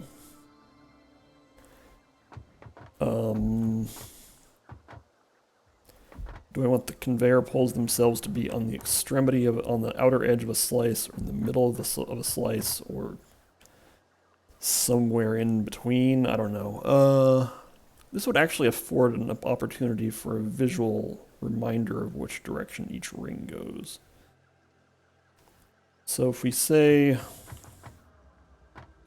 on level 1, the inner ring is counterclockwise, and I feel like I should retain that. So if we say that the inner ring is counterclockwise on level 2, then I think what I'm going to do is place a stacking pole there, and then the clockwise one will be here. And so the pole is in the bias towards the side where the direction that the materials should go. So let's go ahead and build a few more of those. I might not build all 12, because I might actually decide I don't like this, but this is a good starting method.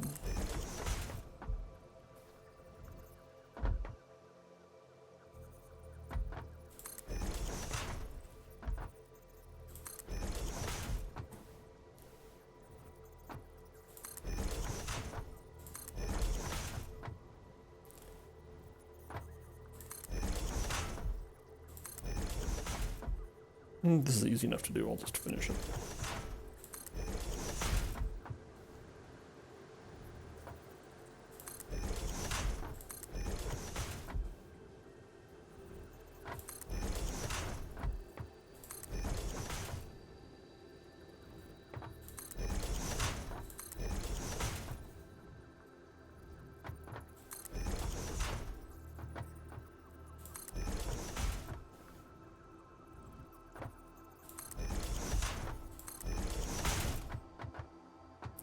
Okay, so the other thing we have not done yet is decided which slice we're going to have production of motor parts on. So, although there's not a lot of reason not to. So one thing that I have not discussed very much yet is that so on level 1, the major pedals are 11 foundations wide, and the minor pedals are up. Well, see you later, Matt is up. The minor petals are nine foundations wide. So on level 2, the foundations are variable width, as they just get wider as you go out. So,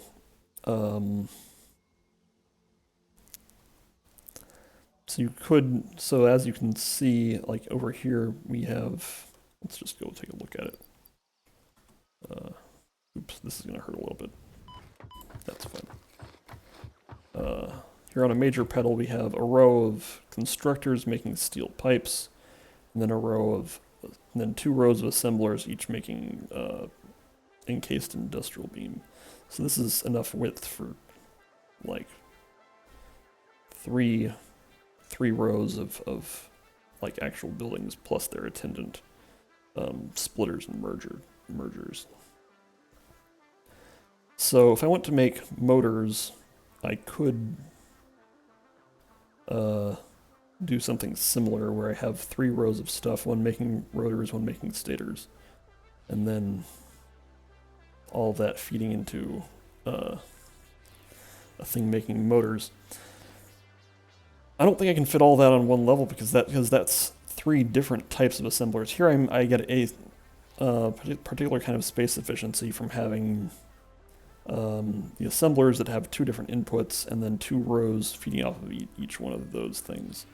I don't think I need 2 rows of things making rotors and stators because you don't need that much stuff. But what that means is that I'm going to have, like, each row of assemblers will have 3 rows of splitters and mergers. Anyway, what all that means is that I think what I'm going to do is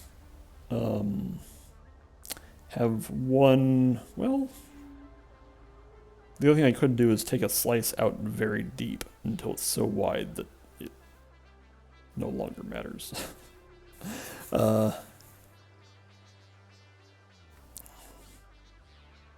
So I think what I'm going to do is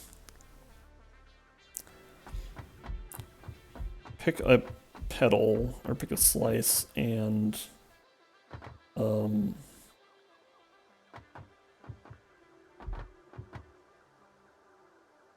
wow. Oh, okay.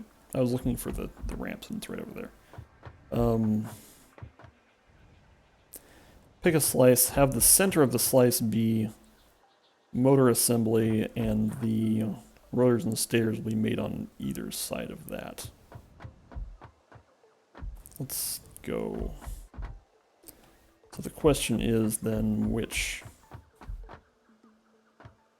slice will I do this on? And the short version is that it barely matters. So given that, how about number 9? Okay, so that means I'm going to have to build out number 9 to be pretty wide. How am I doing? Let's just use up all the concrete that I have. Okay, so I need this to be 4 wide, or 4 deep.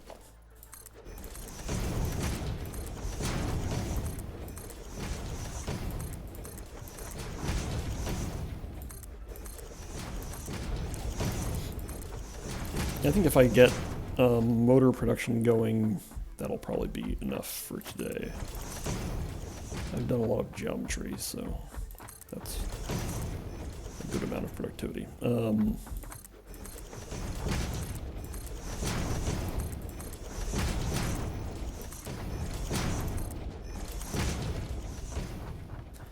I might also reform my geometry notes here.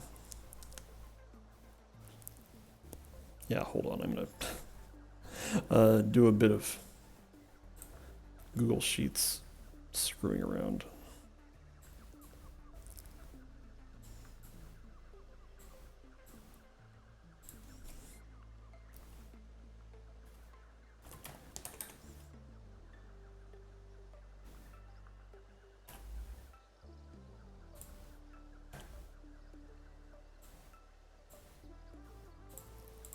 This will make my geometry notes make a lot more sense. Okay. What are we doing over here? Yep. Okay. I have remade my geometry notes. Now it makes it clear that actually, yeah, I'm going to make one other change.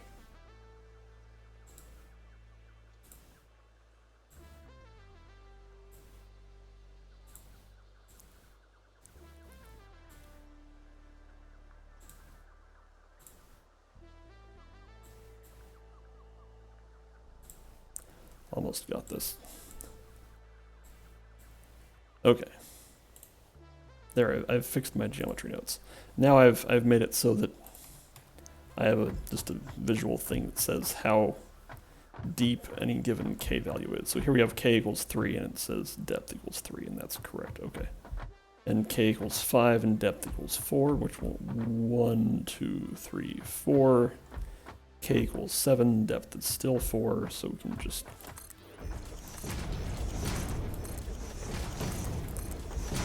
go out like this.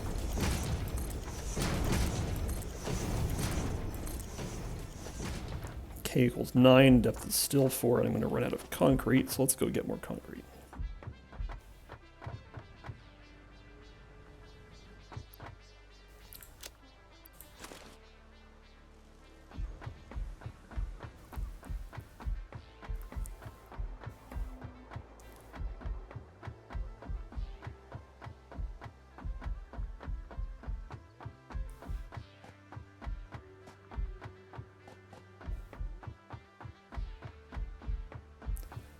Alright, so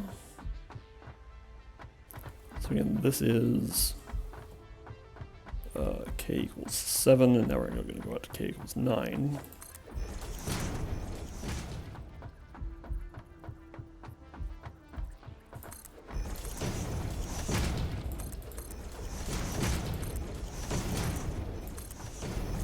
And k equals 9 is depth of 4, as I stated.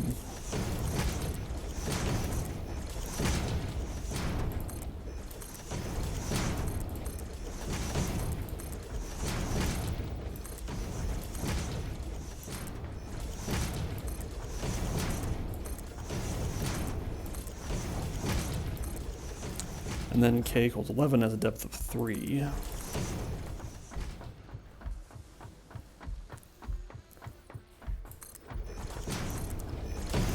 I'm going to go out to k equals 13, and that should give us enough room for what I want to do.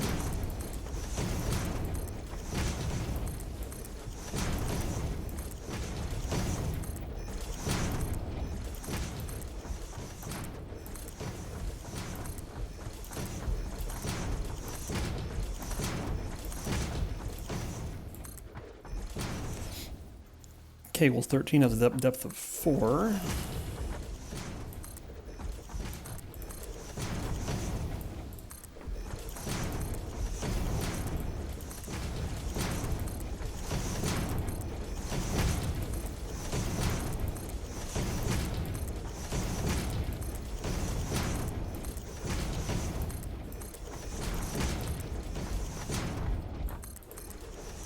Double check this. So 1, 2, 3, 4. Yep. Okay.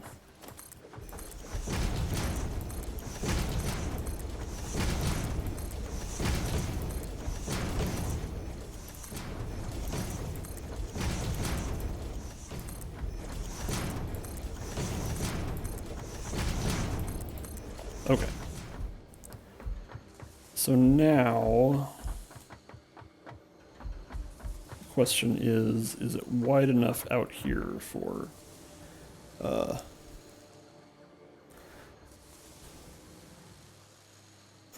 wow, am I standing right over, I keep hearing something, and I'm probably standing right over the concrete constructors. So you'll hear this continuous buzzing that's from the concrete constructors. Okay. So the question is this going to be wide enough for 3 assemblers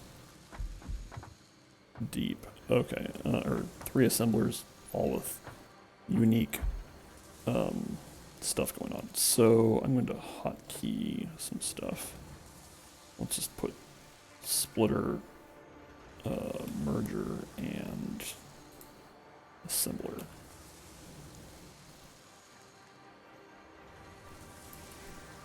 Okay, so the input stream is more complicated than the output stream, so...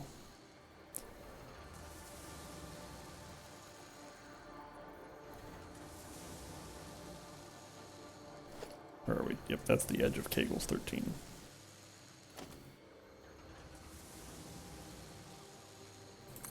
It might turn out that this is like more than enough space and I can actually choke up to Kegel's 11, but I want to be a little bit conservative here. Okay, so we are going to have a row of splitters that work like this.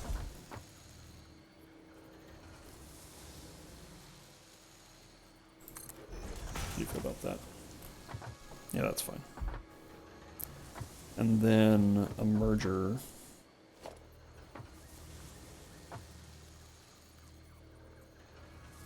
Like this. And then over here we're going to have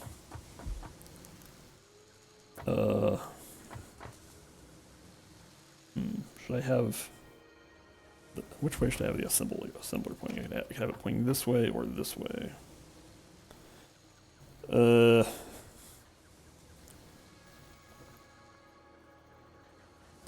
I'm going to have it pointing this way so that the inputs don't have to, so the inputs that are coming down here don't have to bend quite as far if they if I align it like this, which means this is going to be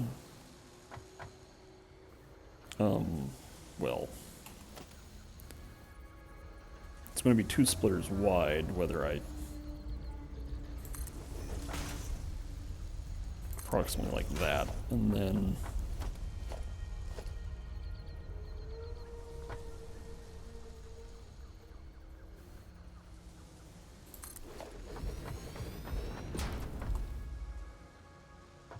what it'll actually look like is I'll remove these, and then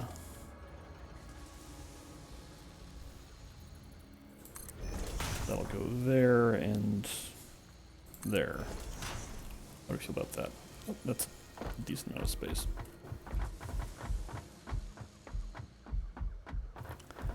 And then we'll have a merger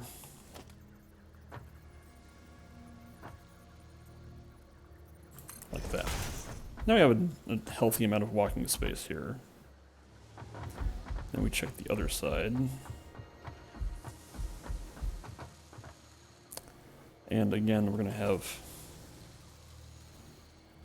splitters that go like this or something. I'll rearrange that in a second. And then an assembler that goes like this.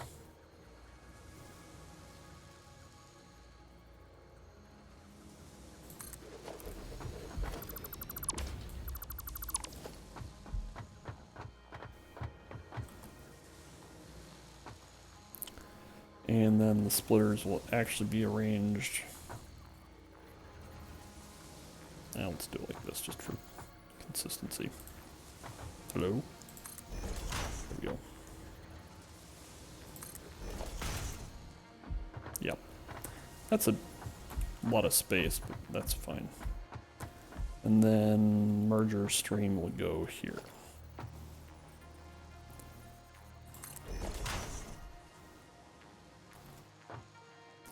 Okay, so this is like 1 point something foundations of space there, and then somewhat fewer over here. I'm not sure. So actually what I probably should do is just shift the whole thing over a little bit. That's fine. I can do that.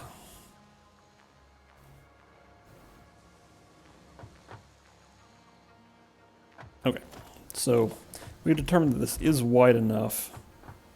I just want to move it over a bit so that we have a little bit more space.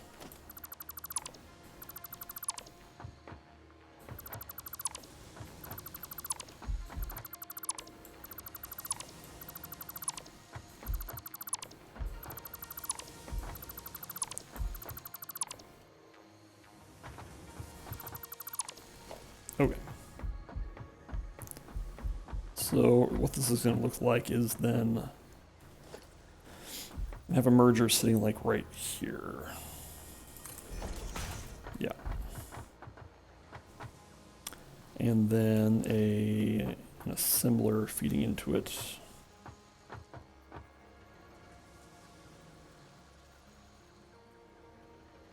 Let's see here, like this. Yeah, that's good.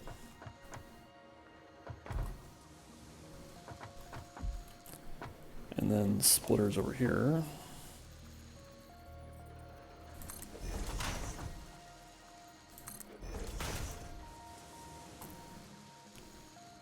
And then another set of splitters here.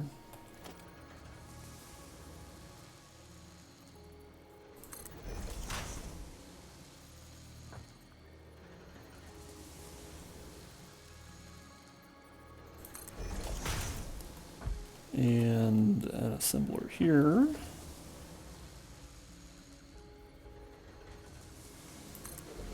Is that too close? Yep, that's too close.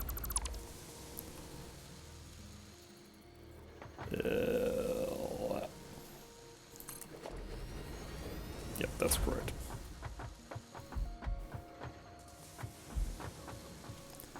And then the output of this splitter, or this assembler, will be here.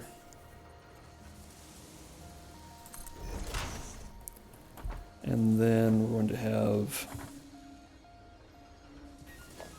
some splitters over here. I can't get that in line anywhere, that's fine. Let's put a speculative assembler out. Actually, we can do it like this. We're gonna have a merger. This, yes.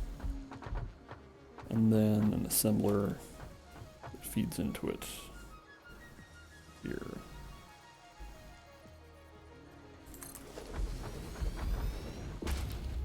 Yeah. And then splitters here.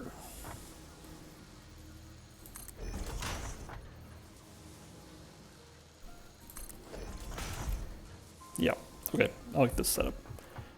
Okay, now the other question is how many assemblers we need. So this is going to be making a motor. So we basically need twice as many assemblers making each of the components. Well, actually, let's see how fast these things get made. So I'm going to have this one making rotor.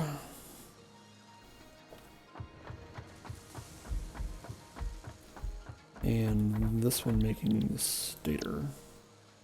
These are both 6 per minute, and oh man, the math here is so obnoxious. I think I'm just gonna build like 3 assemblers making each of the components and 2 assemblers making motors, and that's probably enough. Okay. So I'm going to need to expand this out. So we are currently at k equals 13. K equals 15 is also 4 wide, 4 deep, I mean.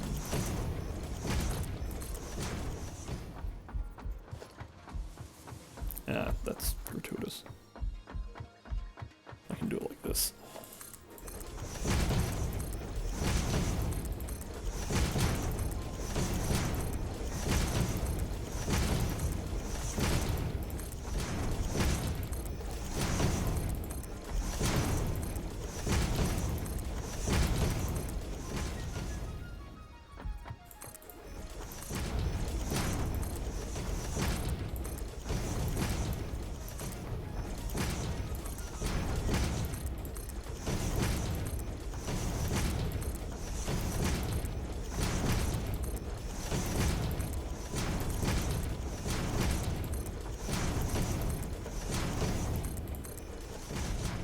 Okay, this will be good. All right, so I'm gonna build 2 more assemblers on each side here.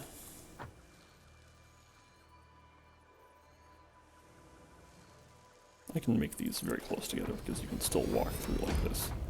Yep, that's fine.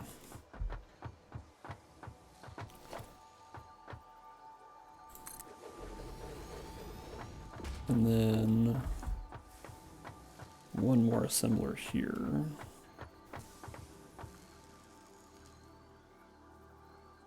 There.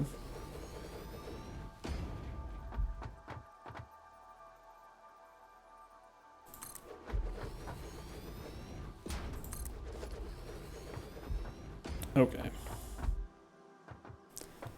And now we line up a whole bunch of splitters.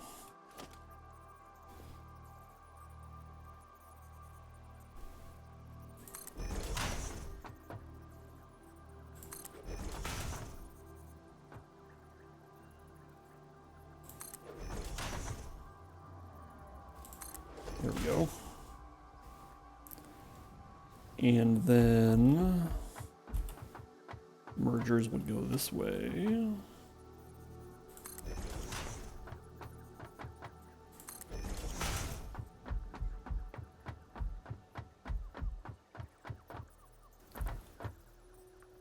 Yep.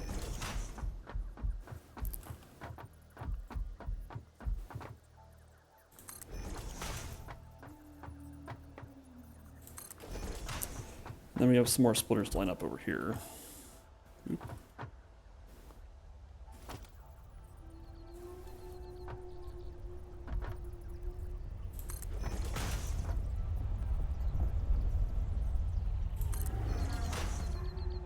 What's that noise? I guess it was probably a manta flying over.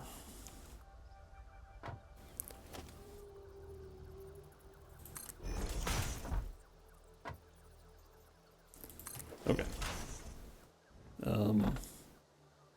And I forgot some of the splitters over here, but that's fine. I can fix that. Oops. Something weird has happened. Oh boy. Okay, I have to remake these.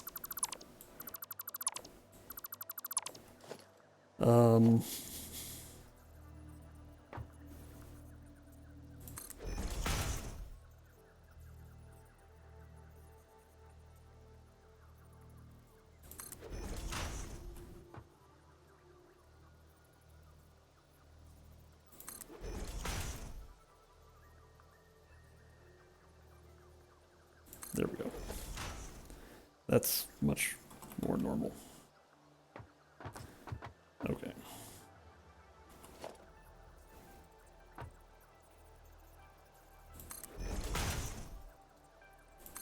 There we go. Okay. Oh yeah, I should give these assemblers instructions, which I assume this one's making rotors. Yes.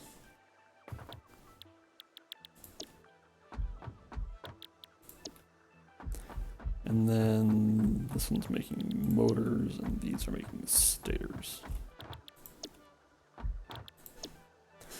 Okay. Oh, wait. I want them to make the other stator recipe, which is down here.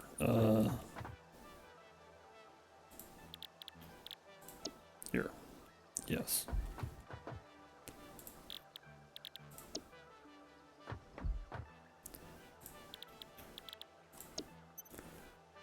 Okay. Now the other important question is how to line up the output streams. So, I mean, well, there's one obvious thing, which is that the feeds from these feed into the motor stream. So that part's not complicated.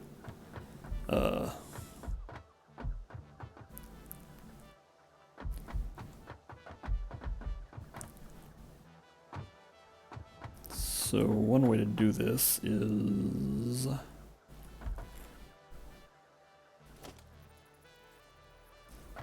let's just have this go here, and then yeah, the output from these is so low that I think I can go ahead and use basic conveyor belt, because these things take. What am I doing?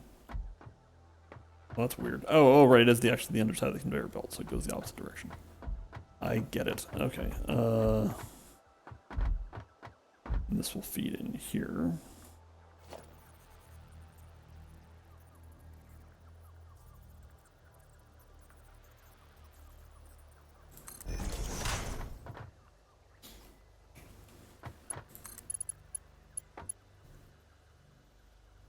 Oh, the other thing I should think about is whether I want to make storage for rotors and stators. And I probably do, at least for rotors, because rotors are... okay. That's fine, I can handle this. So I put up a splitter there. And then, where do I want storage to go?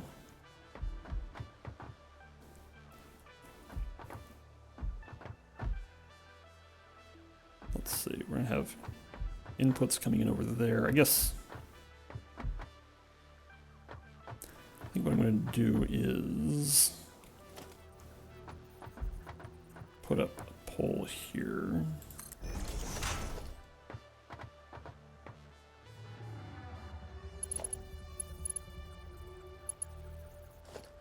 Right.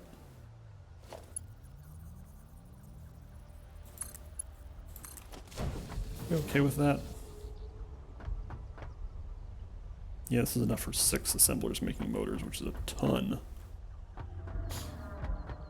Okay.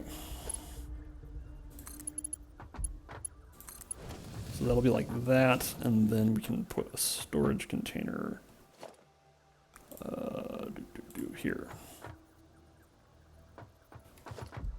Actually, I'm just going to stand on this splitter, and that'll give me a good sight line for where to put this storage container, which is about there.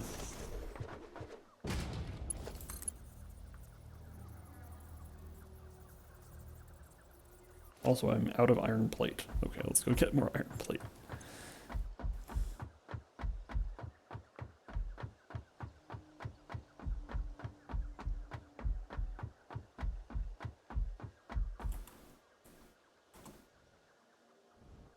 Let's see, where's iron processing? That looks like Caterium processing, which means iron processing is here.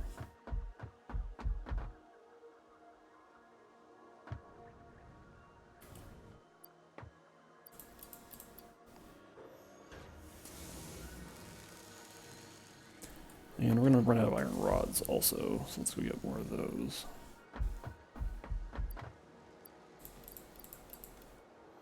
Alright, that should keep us busy.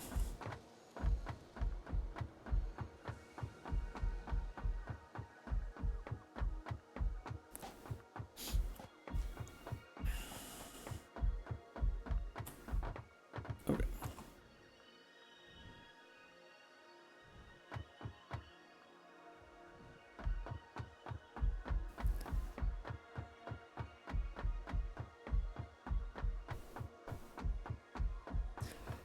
Okay, so, oh, did I not? Yeah, okay. I didn't actually hook up this storage container. How do I feel about that location? I think it's probably going to be okay.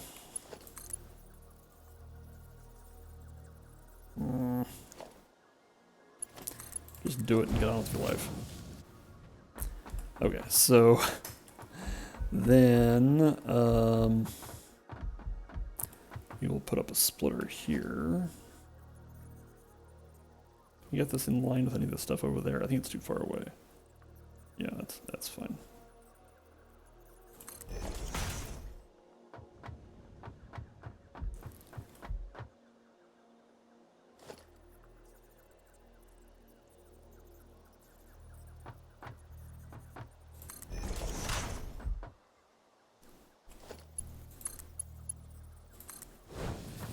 That's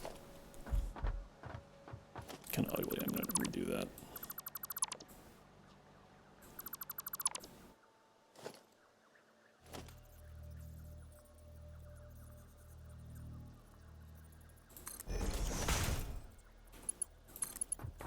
There we go.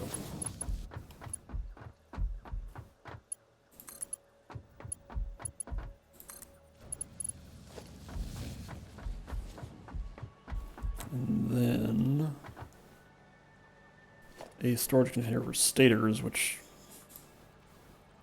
is almost never necessary, but here it is.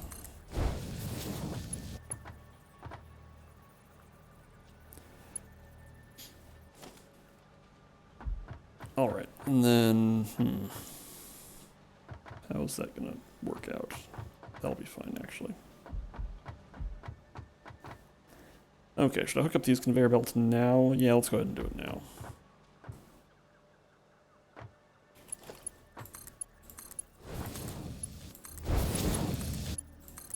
Oh, right, I guess I didn't do anything about output for the motors. Getting messaged on Steam. Oh no. Everything's going to heck. Yeah, okay.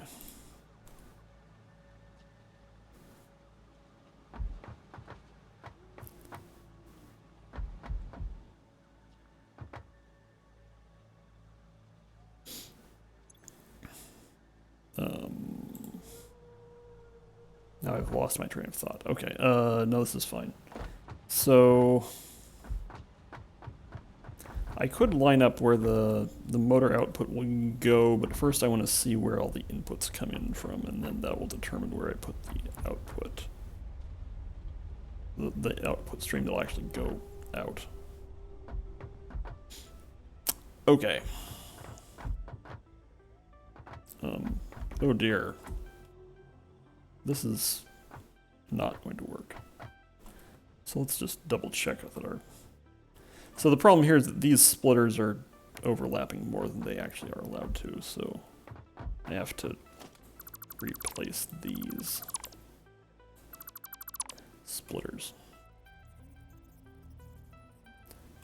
Let's do it like this. How's that? That'll work.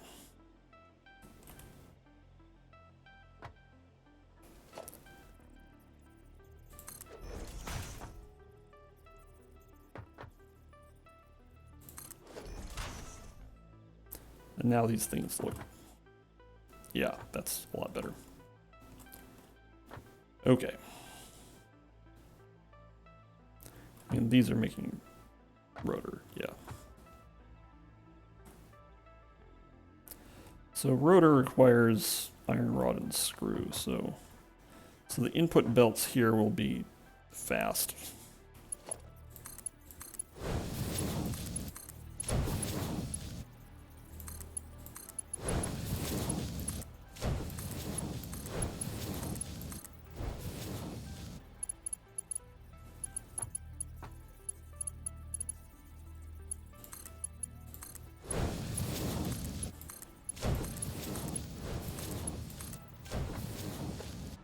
Okay, that looks good. And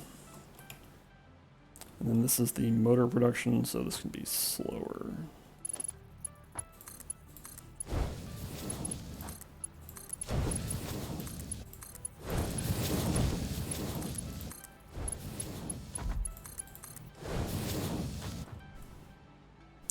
And then over here with stator production, we have steel pipes and stuff. So the interconnects here will be fast, but going directly to the assemblers, we can use slower ones.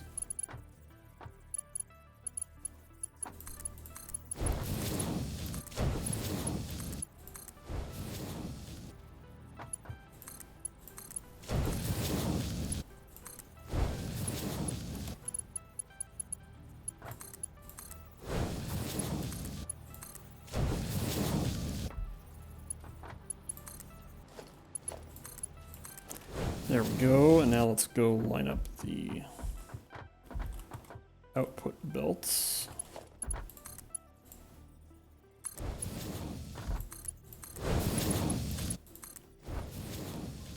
I guess I've sort of committed myself to using conveyor belt 1 here.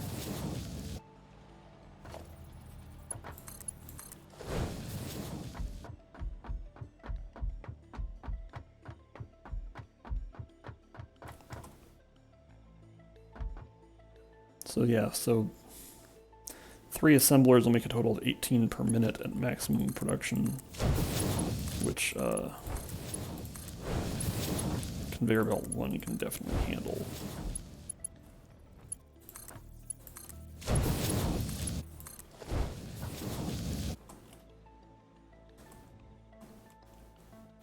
Okay, so now we need to get the inputs lined up, of which there are 4. Again, they are iron rods, screw, caterium, and iron pipe, right? Oh, steel pipe, right. Okay. Yeah, quick wire. I can't remember what I called it. I probably said caterium or something, but yes, I meant quick wire. And quick wire, steel pipe, and then over here we just have screw and iron rod. Yep. Okay.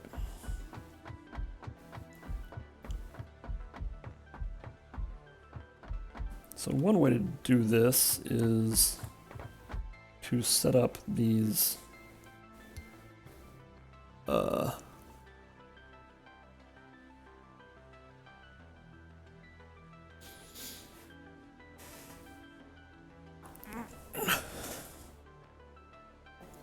these conveyor lifts first. Let's just go ahead and drop. Oh, I'm missing encased industrial. Oh, use Mark 5, you dope.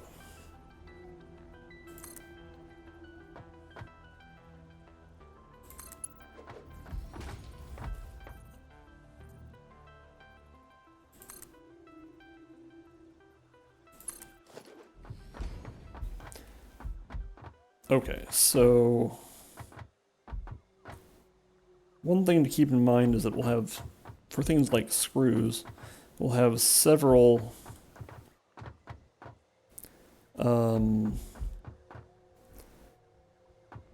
several processes that use screws. So, I mean, for example, if we go up here to parts, like, so rotor uses screws, but so does, for example, reinforced iron plate. As does modular frame doesn't, but and let's see what else. Standard recipe for heavy modular frame does, but I probably won't be using that one. Computer, the default recipe does. Anyway, we have to allow for the possibility, and especially for things like screws and copper wire and things like that. We might be sending stuff coming up here in multiple directions. So we're going to want to have splitters that will allow us to send things in multiple directions. So how are we going to manage that? Well, one way to do it is to just put a stack of splitters here.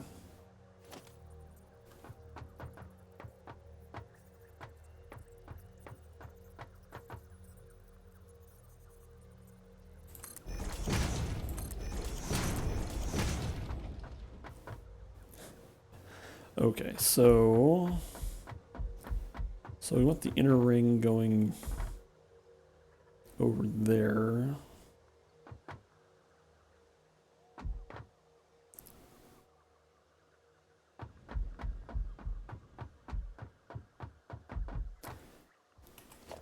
So the way we're going to do this is we're going to have this go here and then this connect up over here.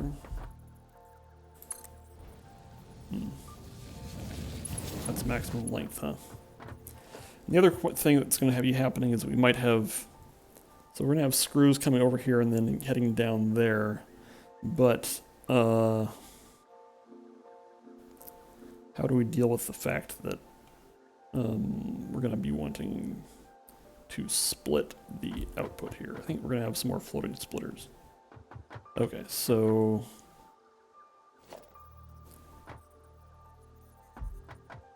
I'm just going to stand here. And then this is a little bit ugly.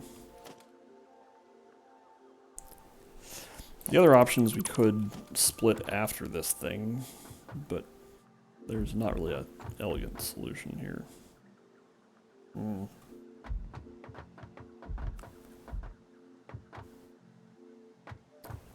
What I'm actually going to do is have it be over on the edge.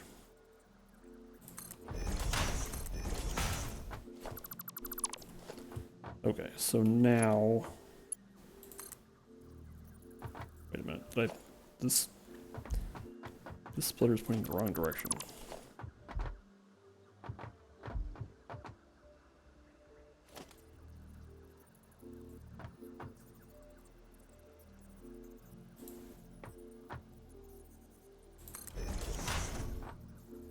There we go. Okay.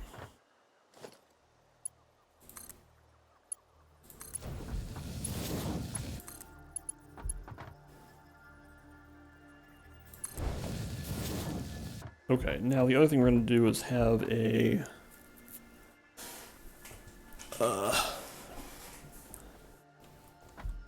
stack of conveyor poles that are going to carry input over here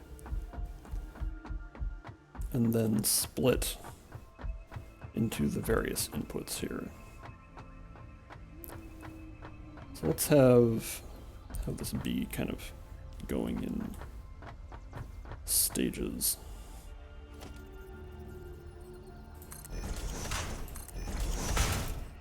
Kind of doing multiple things at once here, which is not necessarily the best, but it enables me to think about how I want things to be happening at various steps of the way.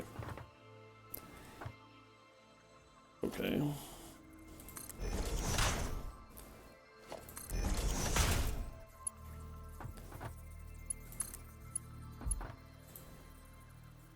That's encroaching another's clearance, really? Whose? This belt right here? That doesn't make any sense.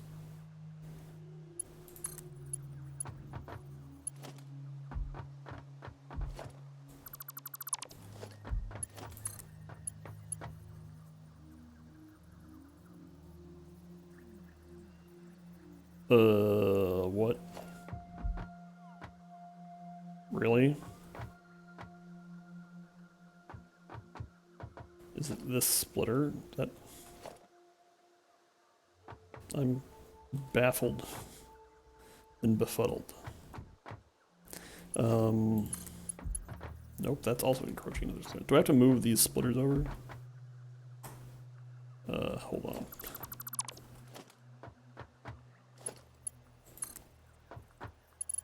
Yep, it's that splitter, okay.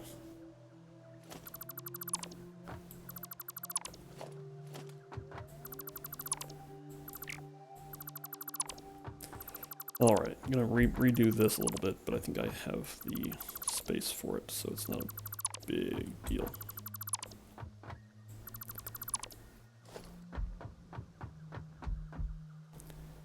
Okay, step one, put this splitter back where it was. Step two.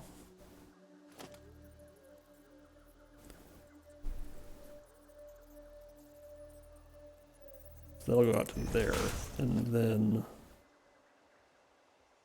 this should have no complaint about doing that.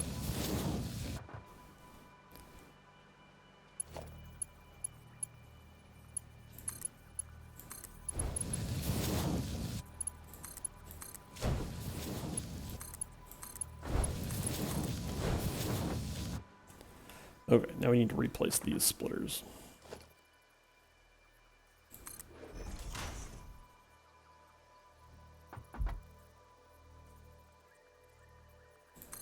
There we go.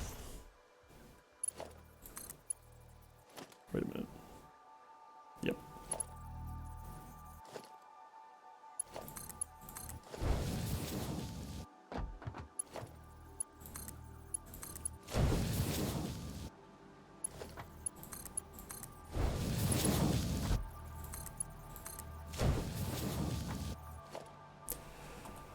Okay, while we're at it, let's, no, we already got that one. That one's fine. somehow. Even though it looks like it's placed the same way as the other two. Anyway, so now that we have those, let's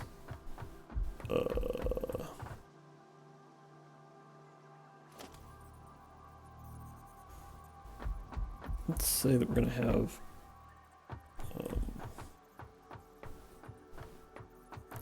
actually, the way we should be doing this is we should be measuring maximum distance from there, which is about here. Okay. Actually, I put it it's quite that far. Went down a couple of ticks. There we go.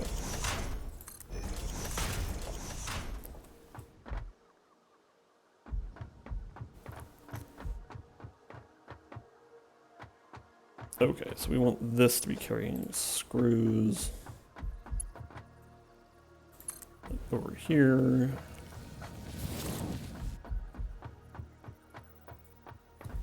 And eventually hooking up over there.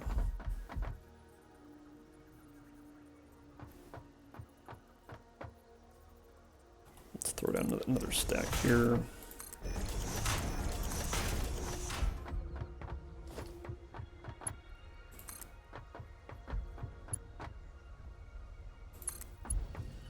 Let's see, can we reach over to here now? Yes, barely. Okay, now that I've done that, I'm going to actually connect up the screws so that I don't have too many blank conveyor belts so I don't like forget what's carrying what.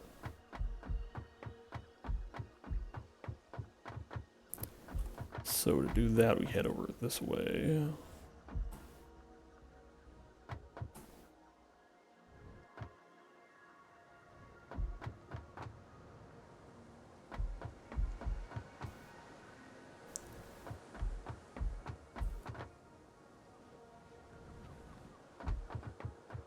And hook up this line, which should send the screws to where they need to go. Whoa.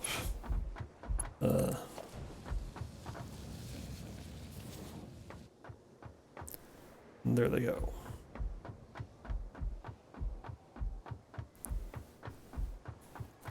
All right.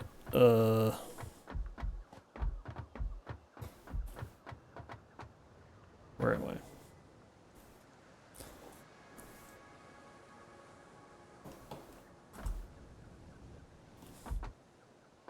Okay.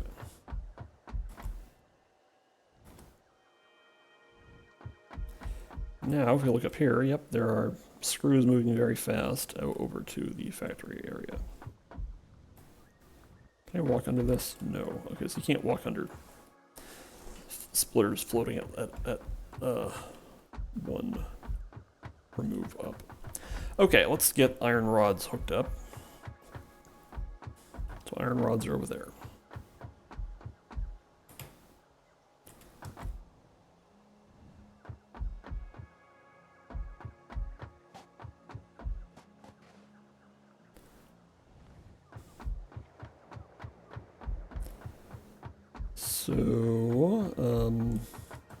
So here we have a splitter that we can use to send iron rods from position 6 to position 10, which is actually clockwise. Okay, so when clockwise will be on the outer ring.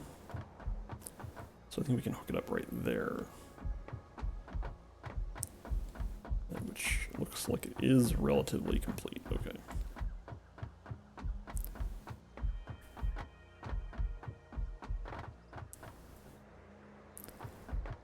Okay, so let's set up a conveyor pole like here-ish. And then can get... Actually, let's just check and make sure that this will be allowed, but don't actually connect it up yet. Yeah, that'll be fine. And then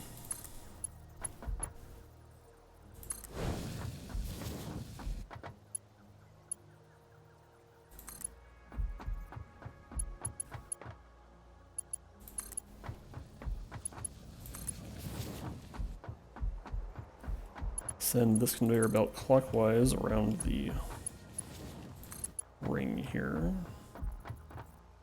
Oh, something weird is going to start happening. Oh, no, this is fine.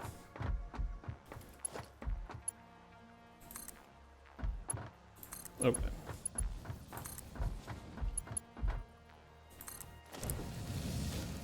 Okay, so that'll be for iron rods, and now we can head up to the upper level and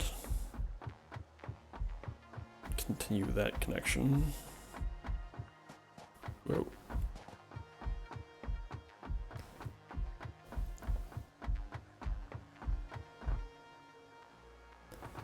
Okay, so this can be connected up there, and then through the miracle of stacking conveyor poles.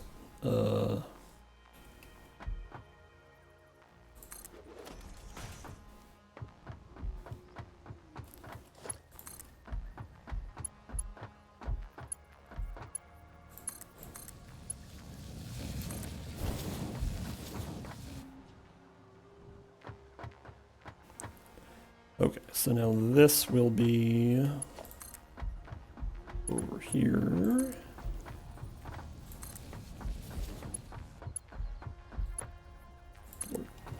Like that. And then like that.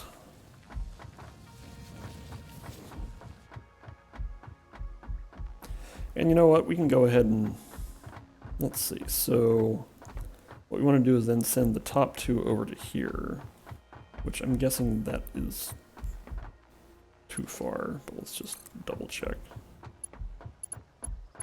Yep, that is 29. Okay, so the other thing we can do is split this so that there's a double stack here.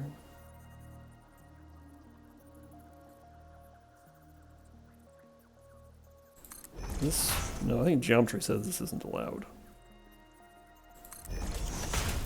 Because this will also be too long.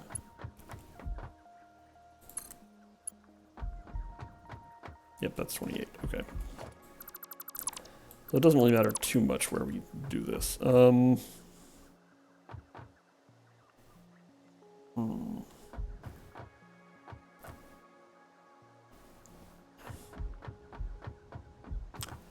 Let's just do a test here. So we want to be approximately here, and this is allowed, okay. And then that'll be a little bit too far, but that's fine. I can just set up an extra set of poles.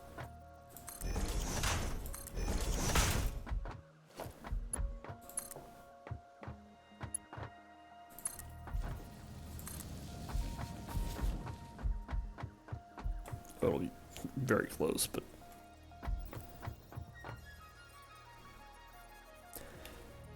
a little too far. Okay.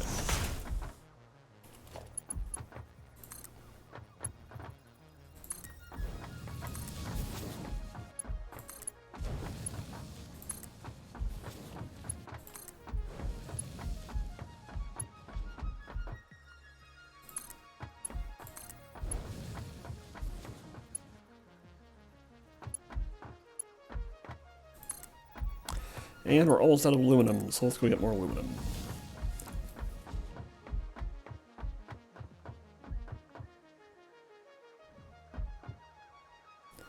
Which is... that's iron processing, which aluminum is the next one over. I think. Yep.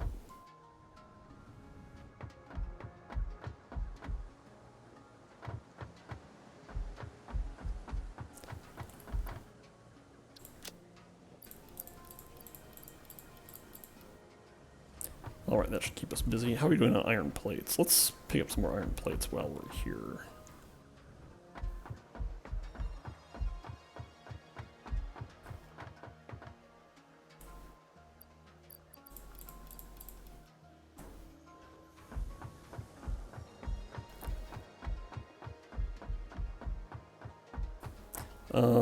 Also while we're here, one thing we can do is start sending quick wire around the loop. Okay, so where's the quick wire being produced? Quick wire's over there, I believe. Yes. Alright.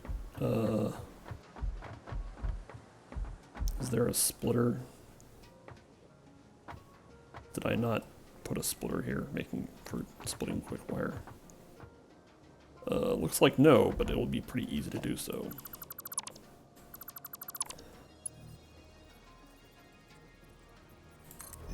There.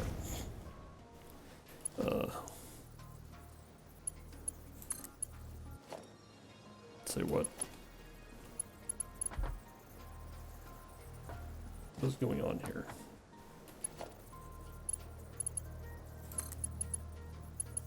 What the heck? Oh, there's a conveyor pole there. Ha! There. Okay. No problem.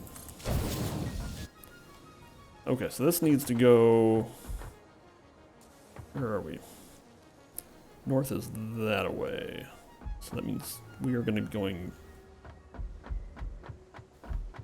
Oh, we need to go exactly across, so it actually does not matter if we go clockwise or counterclockwise.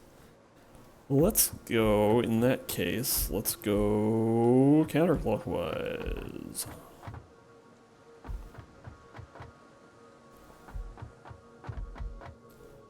So in that case, let's see if this is allowed.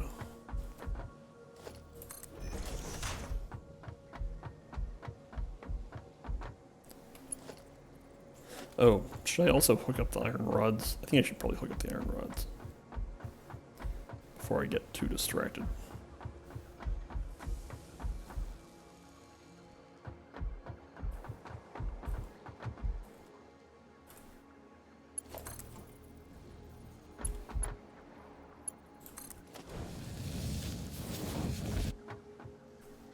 Okay, away it goes.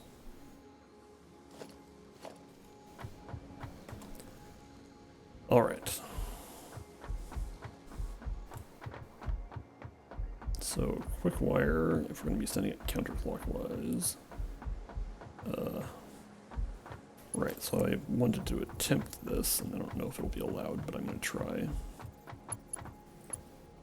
Okay, great, that is allowed.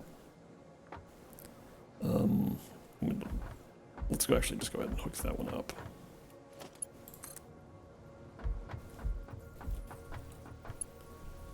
And then start placing the second level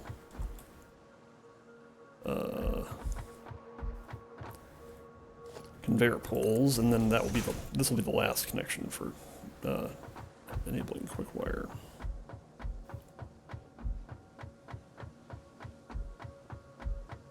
Maybe while I'm at it, I should go ahead and build another level on the on each conveyor pole, just for parity.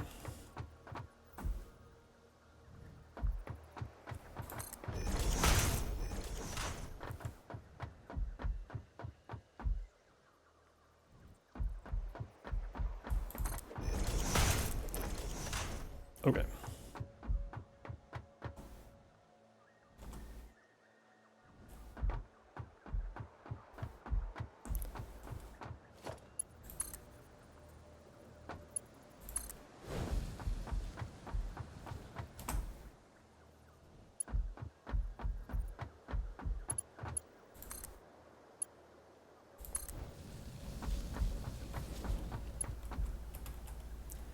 Okay, so these shadows of all these structures there, that is quite goofy, but that's how shading models works, I guess.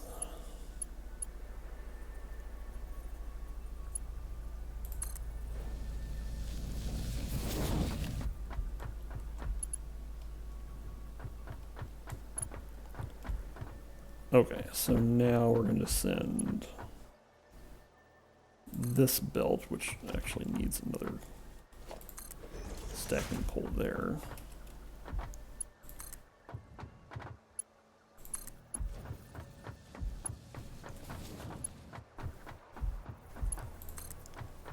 Send it over to here. And now we can head up and direct that into the factory.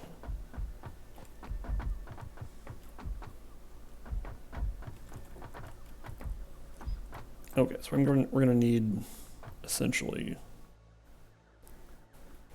2 more levels of stacking poles there,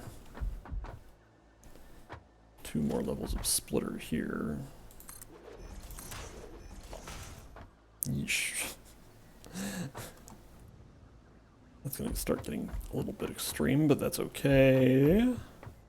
That's all ready to go. So we just need to hook this up there. And then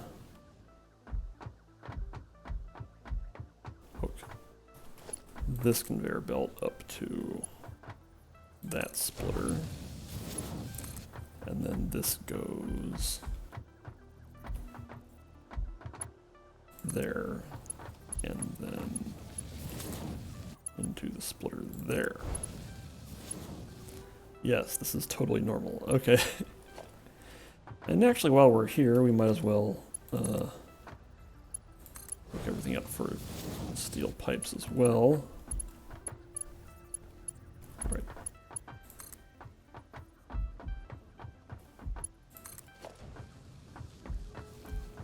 Wondering at what point it would be appropriate to start distributing power. Okay, so I think we're ready to connect up the quick wire. Let's just check that iron rods are... Yep, iron rods are going.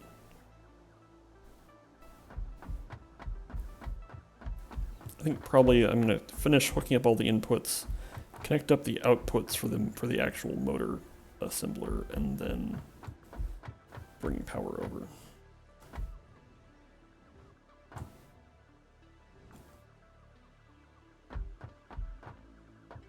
Okay. This will work for what I want to do.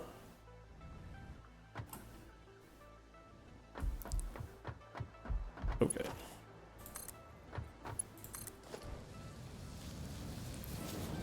Okay, now the quick wire is heading up to level 2. So last stop is steel pipe,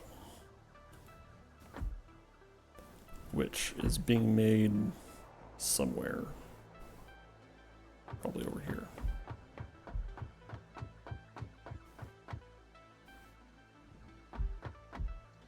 Right, so here's a splitter that's feeding steel pipe into the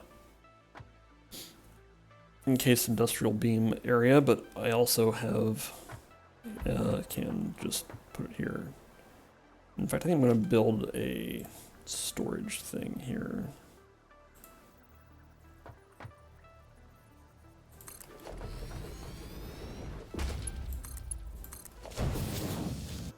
And then this will go clockwise, so on the outer ring, so we're going to have a stack here.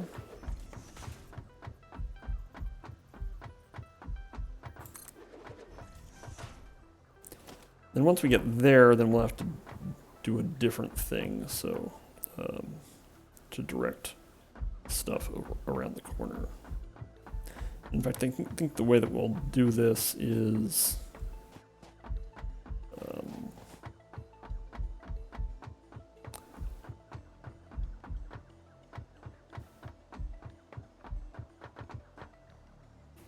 let's see here.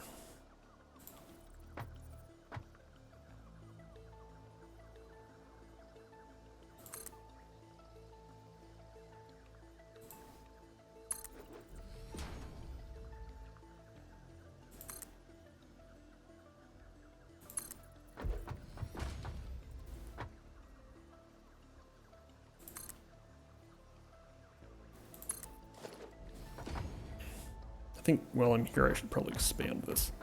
So this is k equals 7. And k equals 7 is 4 deep, which I think is what we have. 1, 2, 3, 4. And then k equals 9 is also 4 deep, so let's go ahead and do that.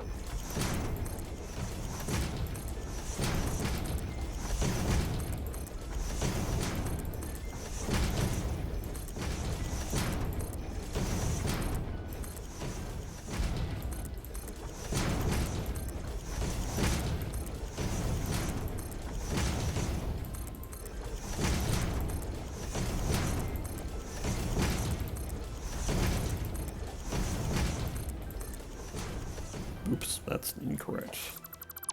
Those don't go there. I'll just do the first step of k equals 11 here, yeah.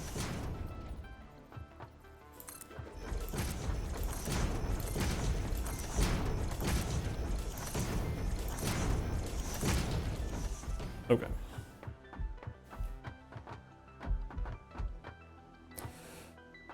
So, the question is, I think what I'm going to do is, so I have space on either side of these three conveyor lifts. And I'm going to have a stacking conveyor pole here. So, for example,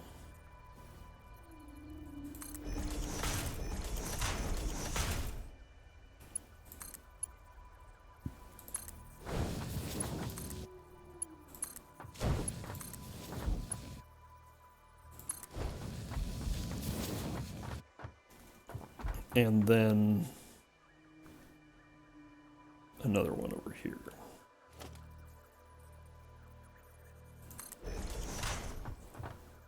Although, actually,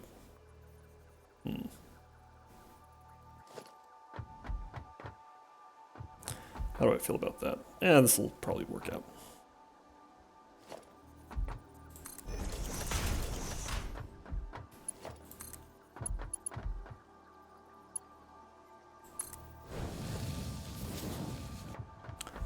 And then, I'm gonna need another stack of splitters. I think I probably will.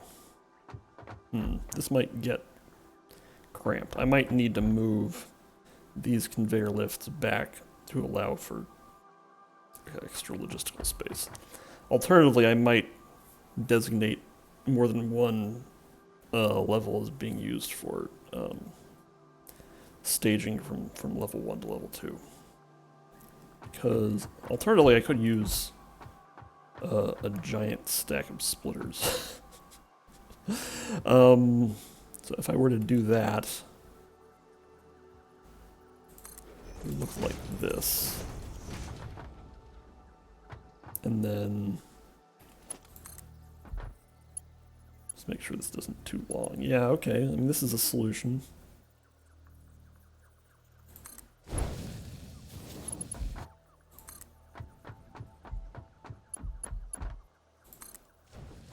All right.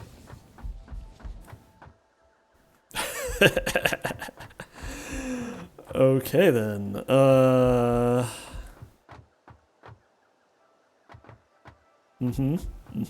Good. So now we just want to get stuff down there, which we can just head down here.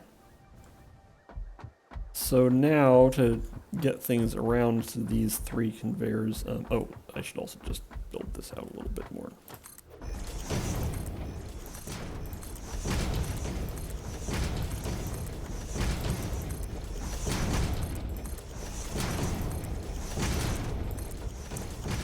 Am I in danger of running into poison gas? I think I'm probably fine.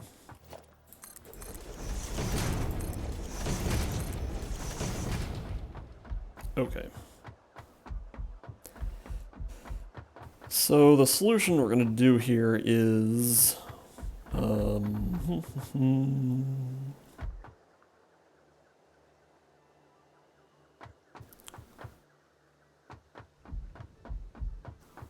let's see here. Is we're going to have a stack of stacking conveyor pole here.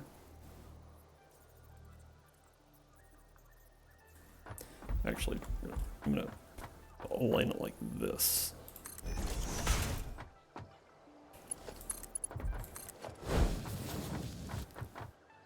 Right, yeah, okay, great. And then, let's see, so this is going to come in like this, and then probably just come in straight from there to, how did I do this? Oh, right, I did it like that. Okay, so coming in off of that conveyor pole to, actually if I just put another stack there,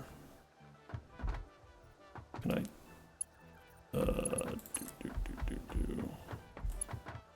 Yeah, sure.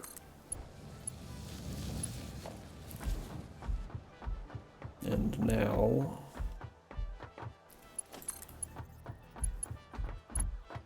that's all very straightforward.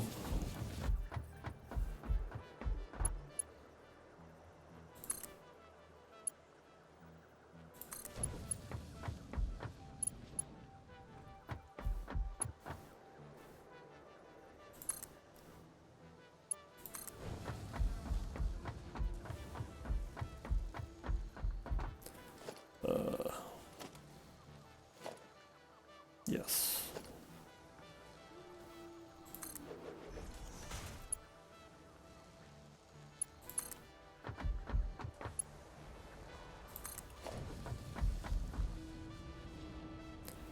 Okay, this thing's carrying iron rods. What we want is... oh. Dupe. That's not what we want. We want... steel... pipe from here to go right over there. Okay, so are we ready? I think we're ready.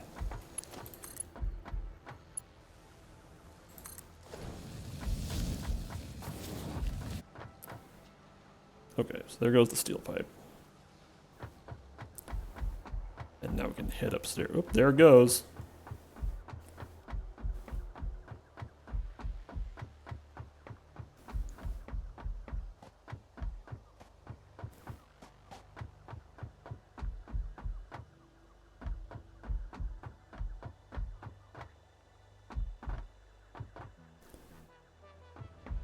All right.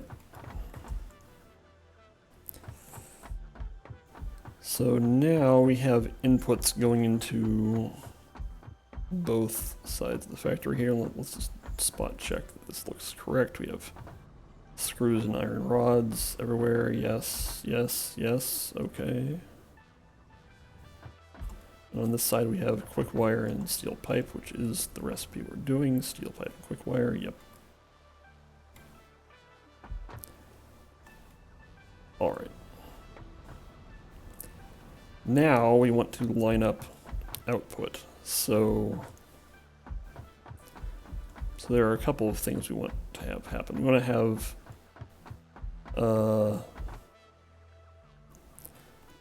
a belt of motors going out here so that it's accessible to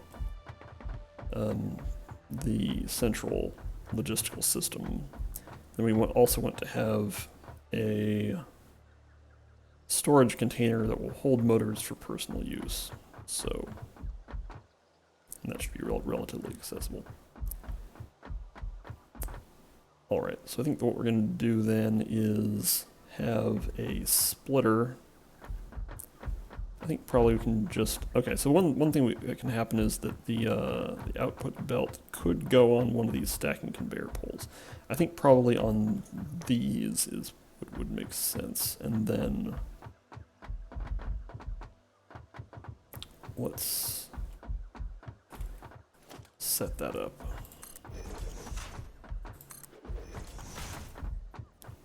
So if I had a belt coming off of here, where would be a good intermediate place to be? Like here? Well, what here?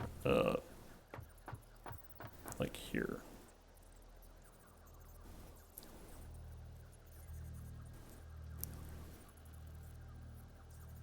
Okay.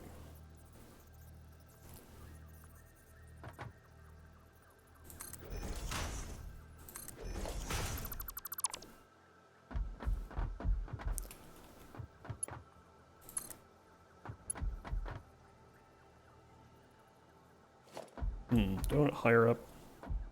I'm going to put it higher up just so that I can walk underneath it.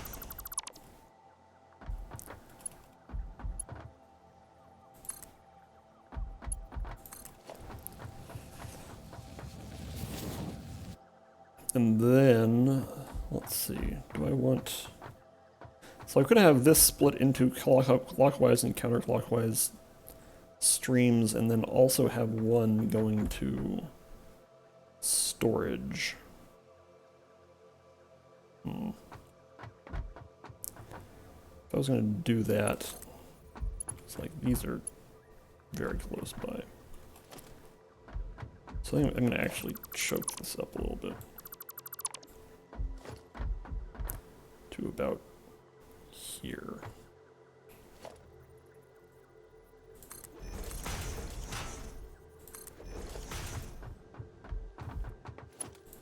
Make sure this doesn't collide with anything. Yep, that's fine. And then we can put our motor storage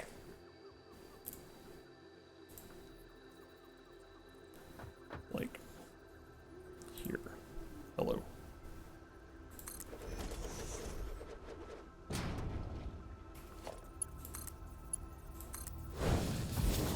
And this still won't interfere with me doing things like this.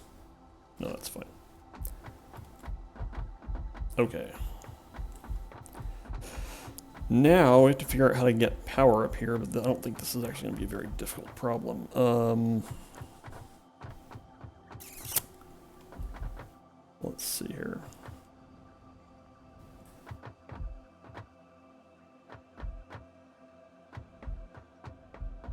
He says, can I grab that power pole? Yes, I can.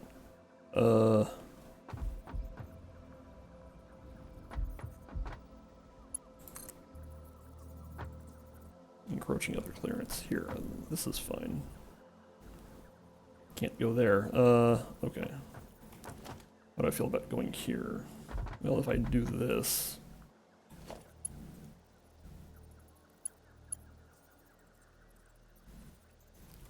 I guess the other question is whether I should be possibly switching over to Mark II power poles. And just like, nope. Oh well.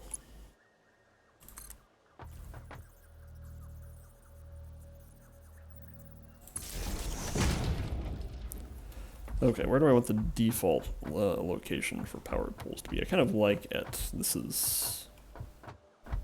That's k equals 3, this is k equals 5. K equals 7 looks like a good place.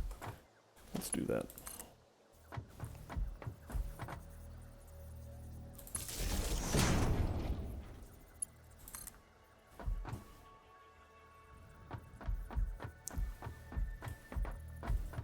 Oh boy, we're gonna have encroaching clearance problems. The one thing I could do is put it up on top of splitters, but that does... This is extremely goofy.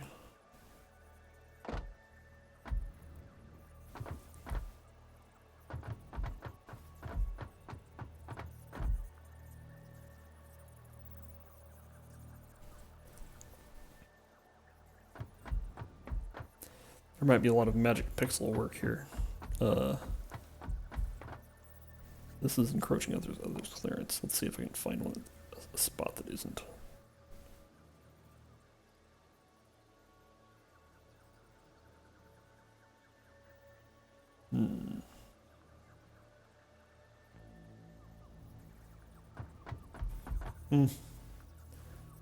This isn't great, but I might live with it.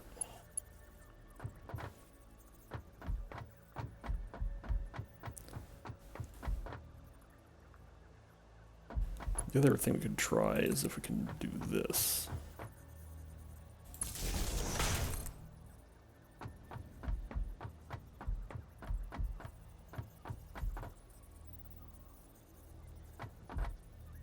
So this is actually fine right until it crosses those conveyor belts. Oh well. So it seems to be basically fine with like level belts, but it has problems colliding with the floors of conveyor belts. Oh well. Anyway.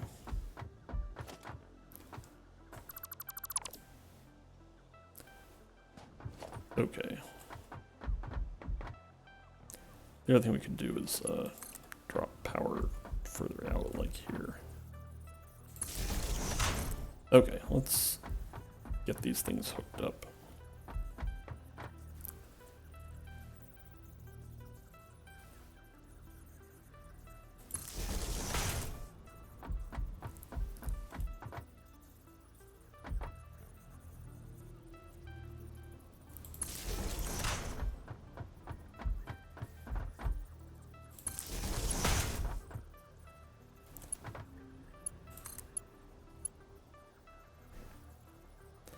In this case, I'm kind of okay with building on top of a splitter because, for example, what I can't... Oh, this is funky. I can't build a Mark II power pole on a splitter, but I can build a normal power pole on a splitter. Like, this is allowed.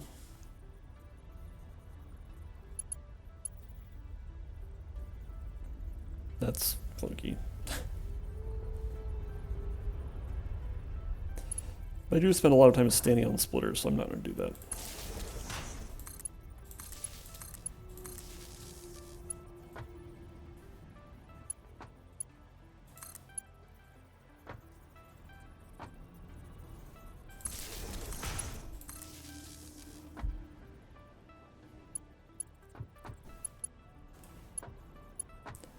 Okay.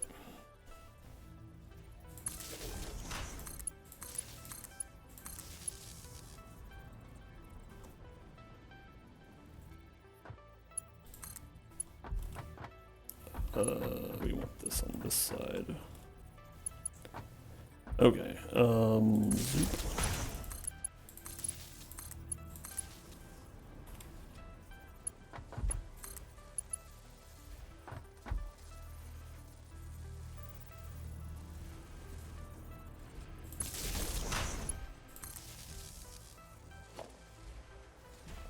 Okay.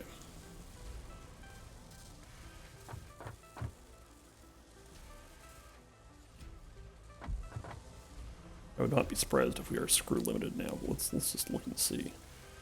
Well, it looks like we're pretty much okay. Yep. Alright. How are we doing here? Anything made it over to the factory yet?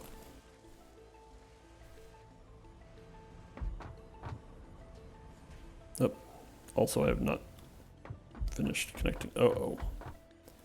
This might be a problem.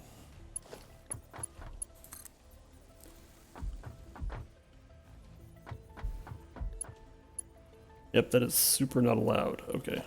These power poles have to move.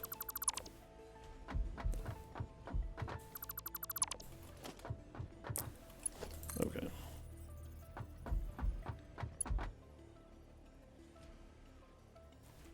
Come on. There we go. Okay.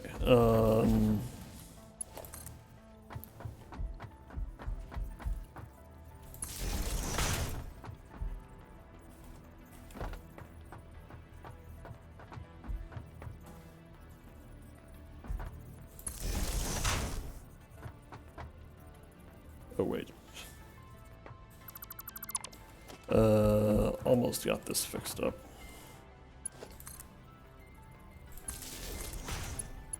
Oh, that's powered up again. And then...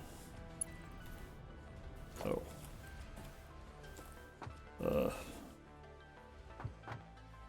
Is this gonna work? Alright, this is allowed, sort of.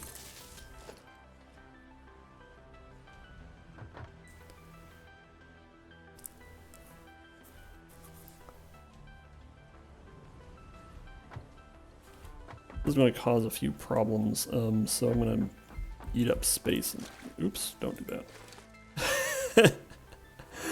Yeah, I'm going to stick all the stators in here and then...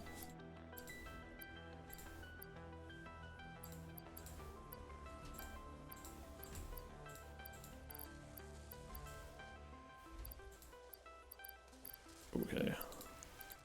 We really don't need very much stator storage.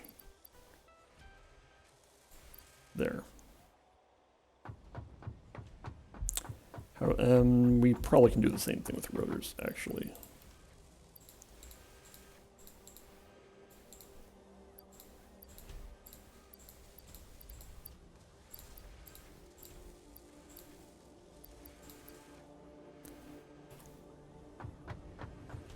All right. Okay, here come some stators. Okay. We are finally producing any rotors. Yeah, any motors.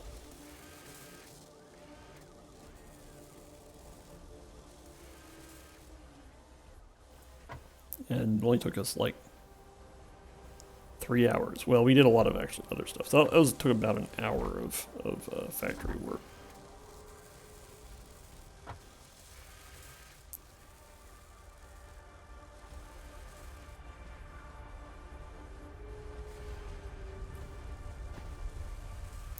How are these doing? Yep, these are doing just fine. How about the other side? Yep, also doing just fine.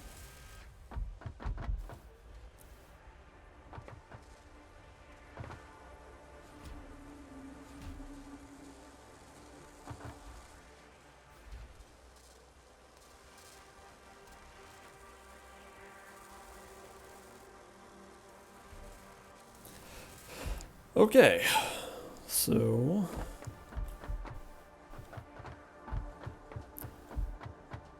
and let's see if any. Oh, the other thing I've not done yet is connect up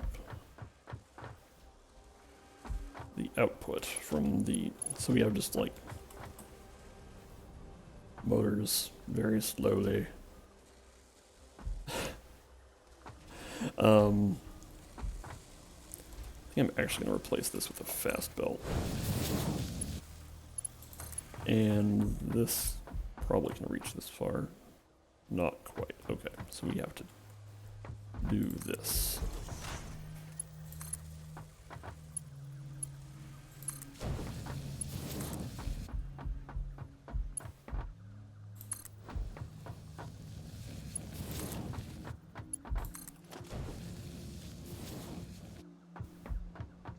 Alright. Now we have stored 16 motors here, which is not a lot, but that's fine. Production will not be very fast. There may at some point be a future where I have to scale up this factory, but for now the factory is working. Let's go up somewhere high and we can take a look at what we have done.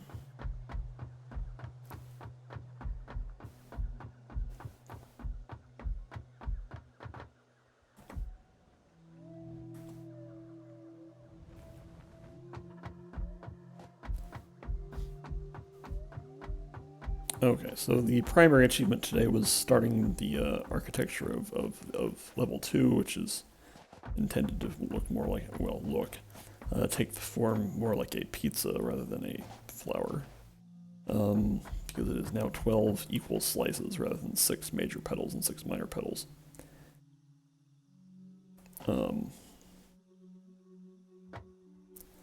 We'll see how that goes. What'll be happening over in the staging area is going to be an interesting challenge. I don't know if my current setup is really appropriate for that, but